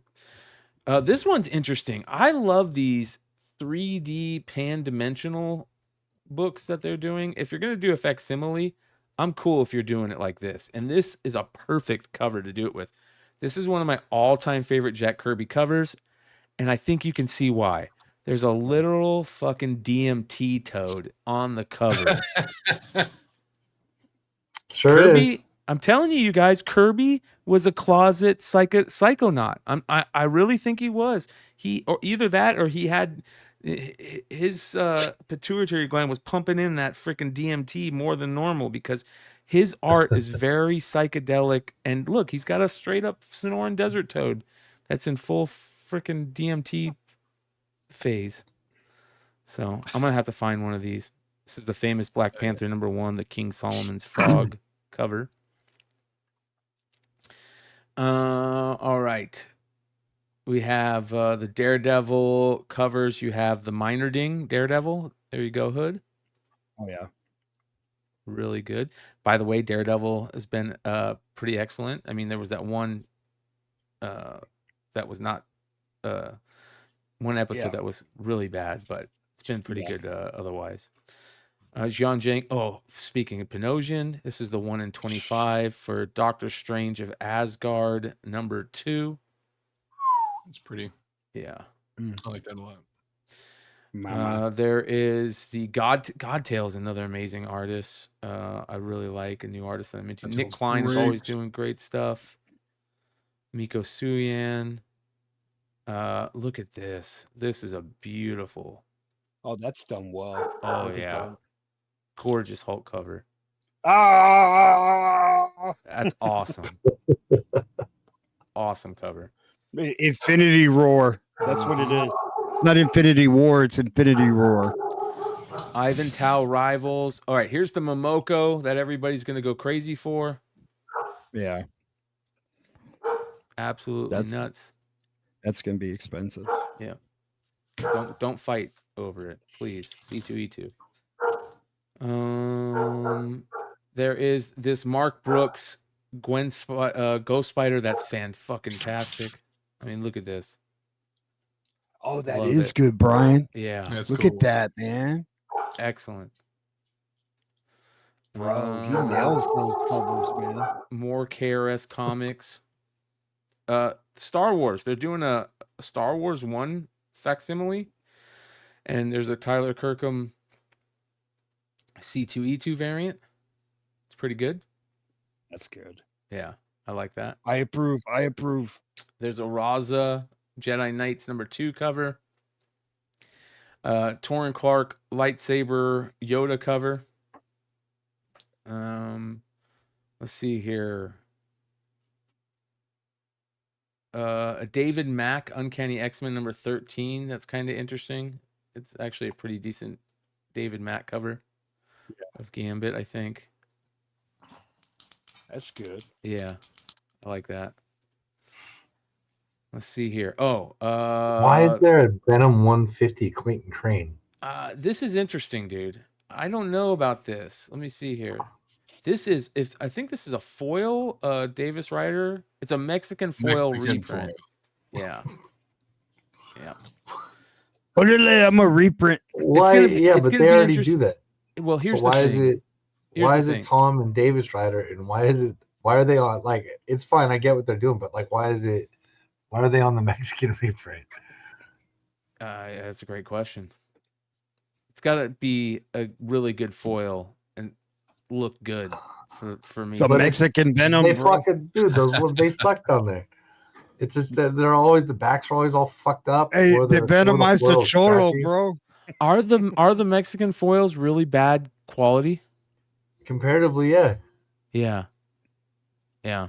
Yeah, they are. They're bad. They're beat. Yeah, I don't understand it, man. Yeah. I'm just honestly, I mean, I'm not surprised that there's a Mexican foil reprint. I'm surprised that Tom and Davis did it. Yeah. Dude, Tom and Davis are doing a ton of variants for this, and I'll give them credit. For the most part, they're fucking hammers, dude. For the most part, they're good. Yeah. I need employees. I know, right? Wait. Go back. No, never mind. There's Sean Forney covered the Pooh one of those. So there is Department of Truth. Oh, Sanford Green Bitter Root. This is a C2E2 variant for you Sanford Green fans out there. Yeah, I'm going to see if Clutch will pick that up for me. I like that. That's a good cover. It's fucking badass. Yeah, Sanford Green's a beast. It's in a mystery pack. Is it in a mystery pack? Oh, no. It's a top shelf mystery pack. Oh, it's in a mystery pack. Oh, well, it'll be on the secondary market. But it'll come with the warranty, so if it ever fades in the sun, you're good. I heard about that. All right, here's the Sajad. Ooh, I like that. Yep. That's nice. Yep. Shout out to Drew and Clutch on that one. You got the second print G.I. Joe covers. I love this one right here. The number 4 with the Viper. One of the top 10 favorite Joes is the Viper. That's a great. That's fucking, dude. That's fucking badass. Yeah, dude. that's awesome. All right. Now, to me, this might be one of the best variants at the show. Shout out to Chris Roop and Clutch pulling off a Michael Turner variant, homaging the Renegar cover. And here's, and I talked about this the other night. Shout out to Chris Roop for, I don't know, Clutch, you have to tell me on this one. Was this a Chris deal? Did he come up with this idea to do this? This is Chris. Yeah. Chris, golf clap, my friend, on how to do a variant right here. You don't need to do an exact facsimile copy and just foil it to make a book cool. The Renegar Michael Turner cover is one of the greatest comic covers of all time, not only because of the art, but because of how rare it is, right? So they decided to not completely copy the Renegar cover. You can tell it's based on the Renegar cover. You can tell it's still Michael Turner art. They have different outfits on, a little bit different outfits. The background is obviously different. They put the Arashikage symbol in the background instead of Cobra, a hooded Cobra commander. And that is fantastic. Yeah. It's repurposed so well. Oh, I love this book. Very smartly done. Yeah. Chris called me up when Skybound solicited retailers to do REs for this issue 21 reprint, and he's like, I got this idea, and I was like, bro, that's sick. And then we kind of like we tossed around some ideas back and forth, and I was like, dude, you got to. When we talked about putting the Chicago logo in the background, I'm like, that makes it stand out. Yes. So it's good. And he actually posted too. I think he's gonna have some he posted on his Instagram that Peter Steigerwald signed a bunch of copies. Are you kidding me? Oh, wow. And they look awesome. That look at that. That is so tight. And this is holofoil. Clutch. That's a holofoil. Pick me up a set of these. God damn, dude. Unreal. Yeah, they look so good. Wow. So limited to 250 for the holofoil and 750 for the regular. This is going to be probably one of the hottest books, if not the hottest book at the con, in my opinion. Yeah, I think so.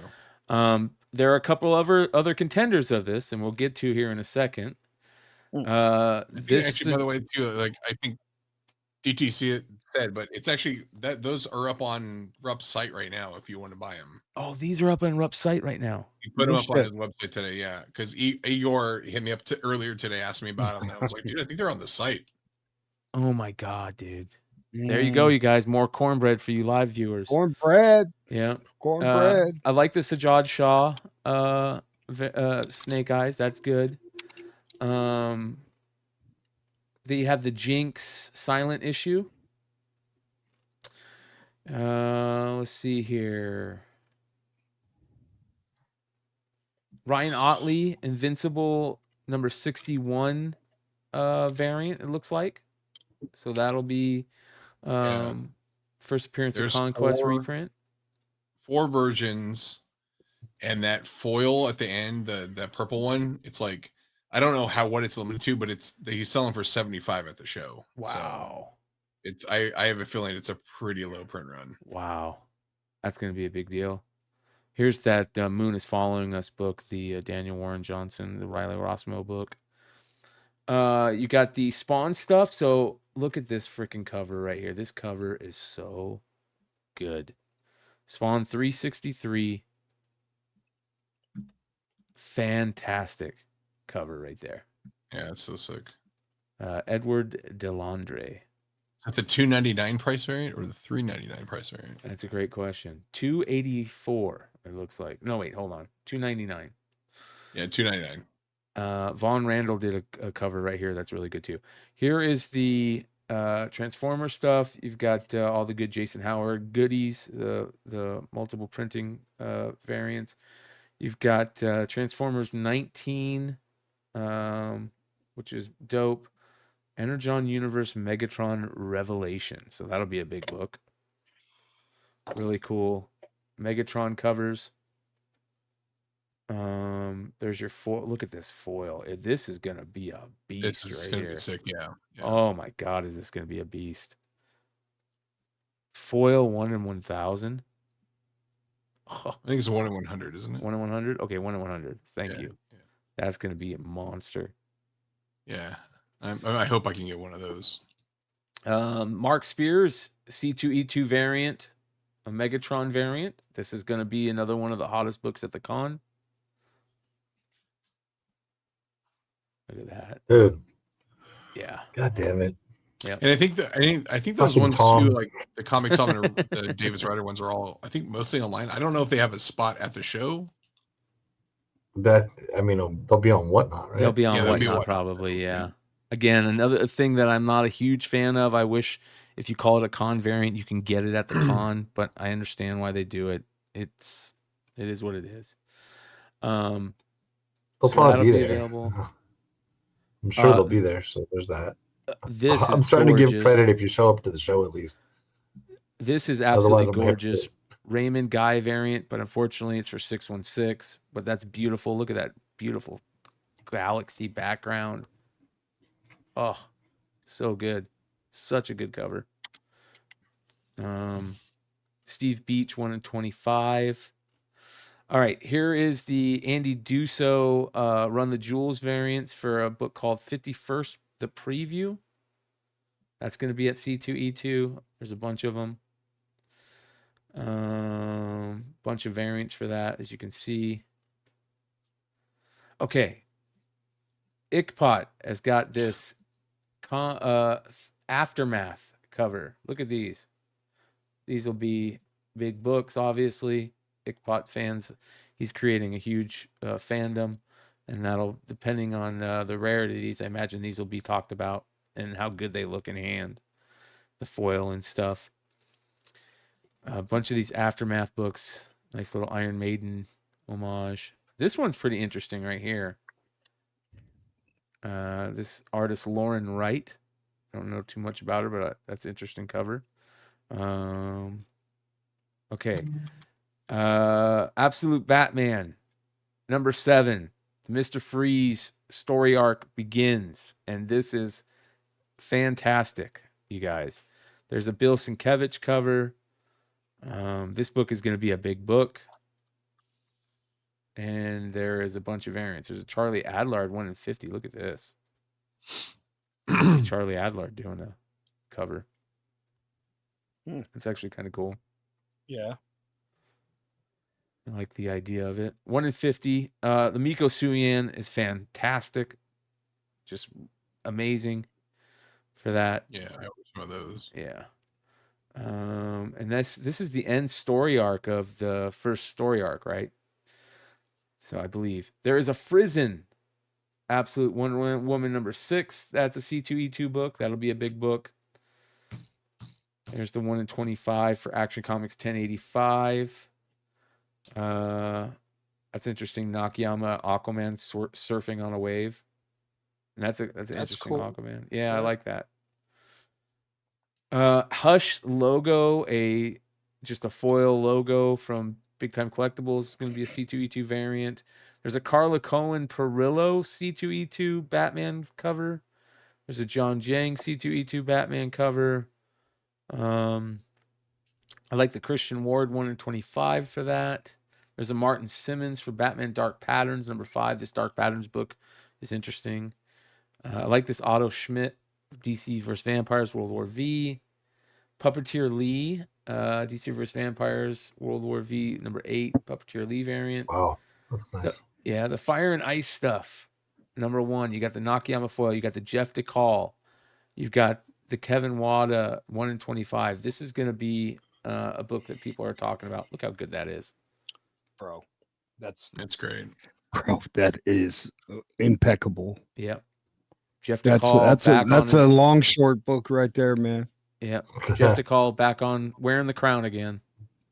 Yeah, Great design. bro. On that one. He's been like, you haven't seen him for a while, man, and now he's like, bam. You got the Wilkins Green Lantern Corps books. Nathan Zerdy, Green Lantern Corps number 3. 1 in 50 there by Yasmin Flores. You got a Zerdy right there. Mad Magazine. Okay, this foil of Poison Ivy 32 is going to be a big book at the con. This is going to be a big book. The Superman 233 facsimile variant, which is a Superpower Powers covers. Dynamite. You've got a lot of C2E2 stuff here. You got the Terminator stuff. Thundercats number 14 comes out. You got the Mossifera, which is all the Mossifera. Thundercats covers are great. But you also have a killer Mark Spears Panthro cover. Like this one right here. This red one is really freaking good right here. Yeah, that logo in the background really makes it Oh, stand out. Yeah, pops. dude. It pops so Sweet. good. Fucking sweet, dude. That should have been the only cover. Or, Right? yeah. Just make that limited, man. Yeah. So there's that. You got the Ickpot Vampiro, number 1. This Ivan again, 616. Yes, bro. Mama. This cover, Ivan Talavera, holy shit. Damn. Unfortunately, it's I'm gonna 616. get in trouble. Yeah. And then speaking of Michael Turner and Chris Oh, Roop man. again. I saw that. Killer. Yeah, these are great too. Michael Turner's a bad motherfucker. I think he did bro. medals too. Like, Limited to 150 on that one. Yeah. Chris took advantage of the awesome printing from Dynamite. Yeah, look at this cover. This one too. Oh. God damn. But this one is another good one too. I mean, yeah, it's great. It's the whole scene of getting a mugshot is starting to get a little played out, but this is excellent. Dude, cover. I don't think she's guilty at all, bro. She's guilty of being Didn't do it. smoking hot. I'm gonna do this work pro bono. Pro boner. Pro Yeah. boner. Here's all your Absolute Willie books. Oh God. Yeah. Oh yeah. Why not? Fuck it, right? Yeah. Let's do it. Adventure Time stuff. I think you have this one's interesting. Stadium Comics limited to 500 Jay Stevens cover for Adventure Time. I think this might be something that you might want to take a look at picking up. Yeah. Of course, Jay Stevens, Adventure That Time's one's gonna be sneaky expensive. yeah, bro. this is going to be a down the line. People are going to really be looking for this, I imagine. Mhm. Limited to 500 Jay Stevens Adventure Time. That's a no-brainer. Yeah, good call on that, Brian. There's a Nakayama gold foil for number 1 that, depending on how it looks, could be fantastic. Yeah. That's Like good. if that foil pops, look how good that cover is. Holy cow, Yeah, that's a good cover. That's good. That's really good. So that one's good. And of course, Adventure Time is great. All right. Marat Michaels, counterpoint. You have the Battle Beast variant. Listen, look at this. Marat, Mark, you know you've made it. Here's Mark. Here's Mark in the chat. Mark, you know you've made it when there's a Do You Pooh cover based on your Oh work. yeah. It's like the biggest compliment in comics. Yeah, the biggest. Exactly. All right, hold on here. It really is. Come on. There we go. It looks better with the trade dress. Looks much better with the trade dress. That's There's cool, man. there's a magma version of that is gorgeous. And then of course they did the monsters ones, but we kind of talked about this earlier in the show. I think this would have been much better if it would have said do you poo or do you poo instead of do you poo monsters. It should say do you poo, and the monsters should be poo in that. The Moonsters. Yeah, the Poosters. The Mooster. You can't call them Poonsters, dude. Why not? You can just call it Do You Pooh. You can say Do You and then Pooh instead of monsters. Do you Poonster? I'm just saying. Hey, Mark. I'm still 11, and so I still call. Salute to you, Mark. Congratulations, you have made it, my friend. Wow, that is super cool. All right. And those are the ones we colored by Sean Forney up there in the Wolverines. Yep. Speaking of Mark Spears, all right. Guys, yeah. So now unfold the Mark Spears page. Yeah. Yes. Here we go. C2E2 books of the con. There's 2 Mark Spears books that could be books of the con. You got the Davis Rider Spider-Man Torment variant with Dracula, where he did a limited to 50 gold foil. God. That's so fucking good, dude. I can't believe how good this is. No. You've got the gold foil. That's limited to 50. You got the red blood foil, which is beautiful too. I think this is probably the best. And that one's limited to 300. They're going to sell out so fucking fast. Oh yeah, these are it's not even funny, man. I mean, I don't know if they're at a table though. So limited to 200. They'll sell out on Whatnot in an instant, I imagine. Yeah. Mark says he saw the gold foil in person. Looks pretty cool. I got to get one of those. They all look cool, man. Yeah, they're going to sell out in an instant, though. So those will be up there for Book of the Con. Then you have this one. This fucking character. Yes, dude. That's that caught what me by I was talking about surprise, earlier. man. That's what I was talking about earlier in the show. Oh my god, how good is this amazing. character? I'm the werewolf guy, but wow. Oh, that is, bro. Look at the texture on his arm and chest. I know, it's fucking amazing. Mark is the devil, bro. Like, dude.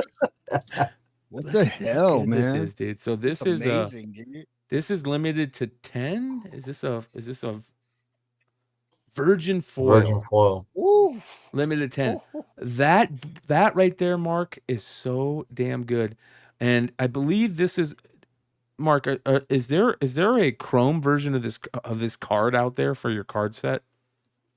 I bet there is. Dude. Oh, that is such a great image. Great character. You got to use that character extensively. Something. Yeah. What's that character called, Mark? Yeah. What's that character called? Yeah, I was wondering. So I'm not supposed to know, right? I don't know. Like was a. Mark says this think is that like was a unique. well. He created this character. Yeah, I mean, so. It's not a character that I know of anything. He's called the Unholy One. Oof, jeez.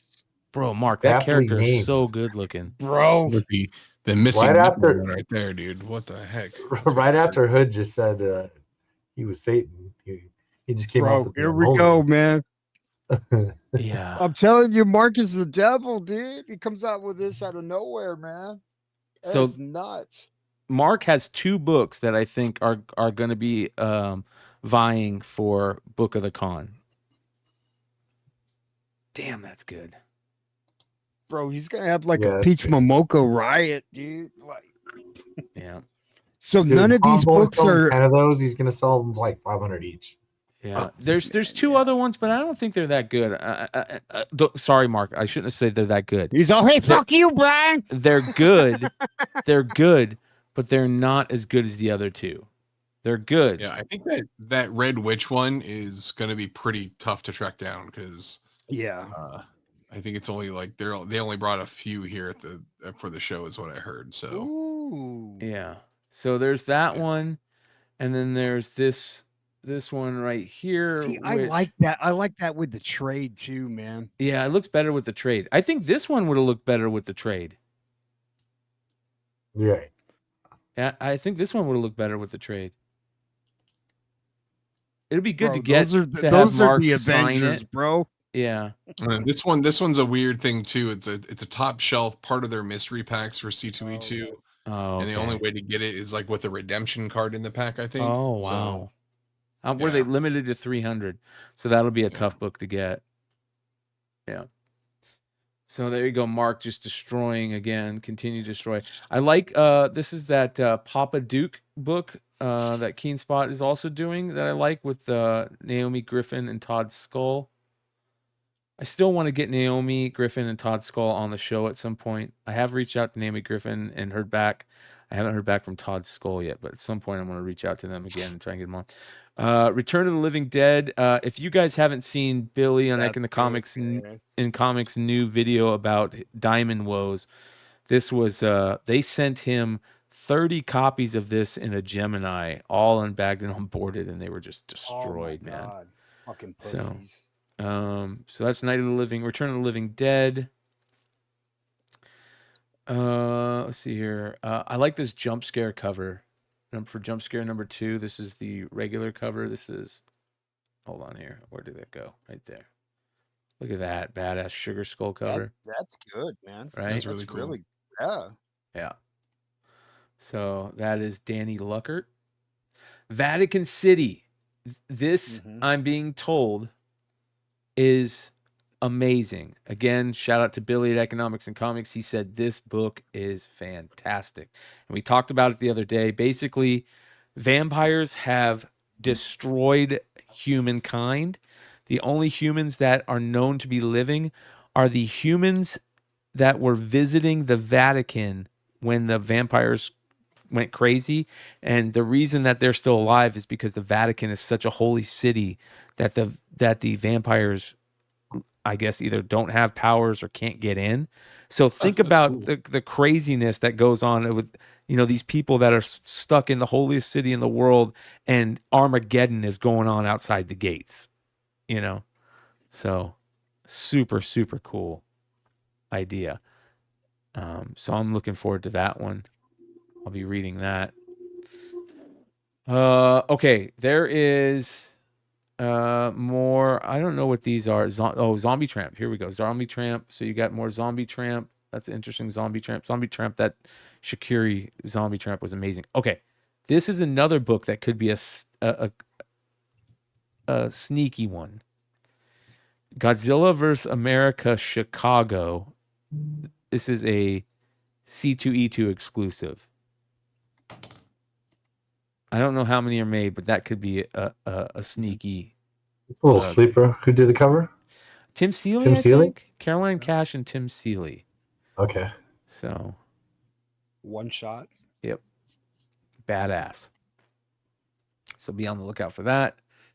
Teenage Mutant Ninja Turtles Night Watcher number 7. You got a C2E2 variant for that, Matthew Waite variant. Okay, I like this one here. Speaking of Matthew Waite, I like this Archie variant right here for C2E2. Chicago Cubs variant. So I think that'll do well. Yeah, Norman Rockwell homage. So I like that. Ben Templesmith, Medusa Medusan number 1. I'm gonna have to check into that because this cover right here is gorgeous. This is C2E2 foil by Cameron Johnson. Depending on how that looks in hand, that could be a banger. Limited to 50. Look at this. Yeah. This could be a monster too. Depending on how good that looks in hand, it's a good image, period. But if that really pops, limited to 50, C2E2 variant. Don't look in her eyes, bro. Yep, hell yeah. I love that image. This is a good image too. This one is limited to 52. Cameron Johnson cover also. Jamie Tyndall did a homage to the Turner Supergirl cover. Okay. For White Widow. So that'll probably be a big deal. Not bad. That's nice. I'm a big Tyndall fan anyway. Yeah. That's not bad. So there you go. Chat Zudis. Ooh, mama. Click, please. Please. Yeah, this is going to be a banger. That's my boy Chad Zudis, man. Limited to 50. Oh, what a cover. Are you kidding me? That totally harkens back to the pinups, the old school pinups, the Vargas, old school pinups, the Olivia. I mean, that is fantastic. I will have that book in a 9.8. I will have that. Mark my words. I will have that in a 9.8. So there you go. Look at come that when you fucking. start- Look when at you that fucking. start- Hey, bro. Look at that fucking carrot, bro. Come on, doggy. In the little How come you tail. start typing comic exposure? The first thing is comic exposure reviews. Yeah, I know. I hate that. Yeah, I get you. I get you. I'm pretty sure. I'm just You saying might that not may get have that been one. searched Yeah. before. Bro, that's a Playboy bunny, bro. More Fame books from Tidal Wave with all What different book was weird- that, by the way? Sorry. Waifu What's the title? Chronicles. Waifu Chronicles. Waifu That Chronicles. Fucking fire. There's a Miko Suyan Crow Dead Time Virgin Limited 150. I feel like I've seen this before though. Didn't they already do this at a con? Hold on here. Oh, I feel like Waifu there was a Chronicles. Suyan Crow cover at There were, but MegaCon. Yeah. not. There was last year, and they were some insane ones. Excuse Yeah. me, officer. There's some man That's squatting really good too. on a grave. On my grandmother's Looks like he's grave, taking a- yeah. What the fuck is this guy doing? Udon. This is another Ivan Talavera Street Fighter. That's good. It's okay. Nah, it's good. So there you go. There's that. Mama. And you have I like this First Americans cover. That's really all three of these are good covers. Lenore, Zerdy girls. So these will be C2E2 variants covers. Nice. Yep. I like his little Zerdy Girls Yeah. deal that he does. Yeah. Chills from the Grave. Okay. Somebody said I should check this out. I can't remember who sent it to me. And they thought I would like it. I think this is terrible. I don't think that's good at all. I mean, I love Disney books where it's kind of like Disney book that's kind of outlawed, but this doesn't even feel clever. Yeah. Come on. Yeah. I think that's really, really, really rough. God, yeah. So I'm dude. passing on that one big time. Bro, But this somebody's one, mad at Disney, bro. I know, right? This one's interesting. The coloring on this one's very interesting. And that's a little bit more crazy for me. That's cool. Yeah. That's that feels cool. like a bad nightmare trip right there. You know what I mean? Jesus. You're definitely taking a post nightmare trip shower out of that one. All right. Oh, here we go. Planet Death, ladies and gentlemen. Number 0. This book is going to be a monster. Look how good that Thomas Giolito cover is. Absolutely gorgeous. Giorello, sorry. Absolutely beautiful artwork. So this will be a C2E2 variant that they put out for their Planet Death previews that they've been doing. Of course, Planet Death was on FOC last week. And if you got 500 of the Planet Death Zero covers, you were lucky enough to get one of these. Joe Quesada triptych cover. It's a gatefold wraparound. It's awesome. Yeah. Yeah, Quesada still has it, bro. Yeah. I would love to see just the black and white of this. Yeah. So, absolutely beautiful. Shout out to Dude, it was nice kind of listening to Nash talk about like trying to get Quesada to do that. Oh yeah. You know, he wasn't Yeah. like, dude, we haven't. When's the last time you saw a new Quesada cover? Yeah, it's been a while. Dude, Like, Giorello's art, I mean, years. fucking next level, man. I wish we could get more stuff from him. That's it. Oh. That's a great cover. It's That's just cool. It's fantastic. Fantastic. I mean, that cover right there alone is, when you really look at it, it's next level. So shout out to the Planet Death Bad Idea crew. You've got, let's see here, Prophets of Doom Ashcan, which is a Schmalky C2E2 book, limited to 75. So it's for all the Schmalky fans out there. I know you will be looking to pick that one up. And that is a New Comic Book Day C2E2. That's everything all in one. Ladies and gentlemen, this has been an extra special 3 hour and 50-minute Wednesday night review show. You I want doing this one. I know, right? Big show. Another quick reminder, ladies and gentlemen, you need to go to the link in the description and very easy to remember, Big Leg 2Gs on Linktree. If you guys want to get any Mark Spears signature series books signed and sent to CGC, you can do it through Big Leg. Go to his links, which you can find in the description and on all his socials. Go to bigleg.com. That's 2Gs on both Big and Leg. And get into the goodies if you want anything signed by Mark at Huntsville Con coming up. When is Huntsville, you guys? In 2 weeks. 2 weeks. I'm telling you, I'm going to be the first one to get this Mark Smears variant. I'm going to have him smear it, put smears. I don't know if Mark was on the he was. I don't know if he's still in here. I don't know if he was listening when you explained your. Now, if Mark's still here, he's charging for remarks, man. But if he's gonna go, I don't know if he's charging for a thumb spear or not. A thumb smear and put Mark Smears instead of Spears, bro. Yeah, he's got to sign it Mark Smears. Bro. Yeah, he's here. He's got to sign it Mark Smears and then smear it. Right? Oh yeah, there you go. Yeah, bro.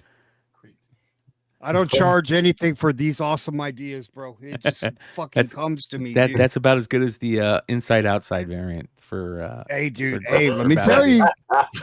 Let me tell you, Clutch. I sense Clutch is in on it. So Huntsville, Alabama Con is coming up, you guys, at the end of this month, and it will be a crazy event. There's a ton of people going out there just to see Mark, which is fantastic. And I can't smear, and Mark has to sign it. Mark Smears. I can't express how happy I am to see Mark finally get to kind of revel in his newfound fame, as you know, because this is the first con that I think he's been to since Monsters has really taken off. So it's going to be a lot of fun. A lot of the Beyond Wednesdays crew is going to be out there. So make sure you guys say hello. Follow Big Leg, Big Clutch, and Drew for all the craziness. There's going to be a lot of fun going on with that. I know Heroes Reborn is going to be out there. I think Jesse might be out there. There's a lot of folks coming out. It's going to be crazy. Yeah. I get to see Jesse. Yep. So go. Yeah. A lot of people going out there to support Mark, and it's going to be very cool. And shout out. I agree, Chonko. Chonko's Comics and Nerd Culture says it's going to be bananas. Well-deserved, Mark. You will have fun. Yeah. Oh yeah, man. It's going to be very cool. And also, you guys, if you're smart and you can go find them, the Sajjad Shah variants with Big Clutch for G.I. Joe #1 third print are available on Big Clutch's site, as well as what could be, you guys, one of the most important comic books variants that you're going to buy in a long time, because I believe this is one of the earliest Art of Carol variants in comics. Is this his first work, or is the other one the first work? We're gonna have to figure that out, Clutch. I mean, they both technically come out the same day. Yes. And the other one he did first. Okay, so this will be his second. Like the Battle Beast he did first. So, but he may have also did another cover for someone else, a very small thing too. So we're gonna have to figure that out. I'll check with Pete. Yeah. This book is gonna be big. I think this book's gonna be fun. I'm really excited. I think James and Michael are just it's gonna be awesome. This book is gonna kill her. Yeah. Shout out to the crew over there at Image that just continue to put out great stuff, and Exquisite Corpse is going to be one of them. And shout out to Tiny Onion crew and James Tynan and everything he's doing is just fantastic, man. A comic book guy that we need, and this is a series that a lot of people are excited for. So that'll be available. Also, we've talked about so many things in tonight's show that is free cornbread. Shout out to Chris Roop. Make sure you guys go check out Roop's Comics website and stop by them, see them at C2E2. Shout out to Mark, our homie, who might have the 2 of the top 3 best variants at the con. And big shout out to these guys that are here with me right now. Shout out to Yeezy Yee, our boy Nate, and everybody that is part of the Beyond Wednesdays crew. Love you guys. And most importantly, shout out to all you guys out there watching and supporting us and being part of this community. We will see you guys next on Friday night for House of Stein. And then, do you know if there's going to be a long story short tomorrow, Hood? I'm not sure if. I don't know. He might be out of town. I think Long Short might be out of town. So we'll have to find out. I know Yee's getting ready to go to C2E2. But yeah, so appreciate you guys. Much love. Go show some love to these guys. Links in the description. Go show some love to Sean Forney, Aubrey Sitterson. Go order Free Planet and go check out the Sean's Kickstarter for Scarlet Huntress Meets Mothman. Link in the description. We're out.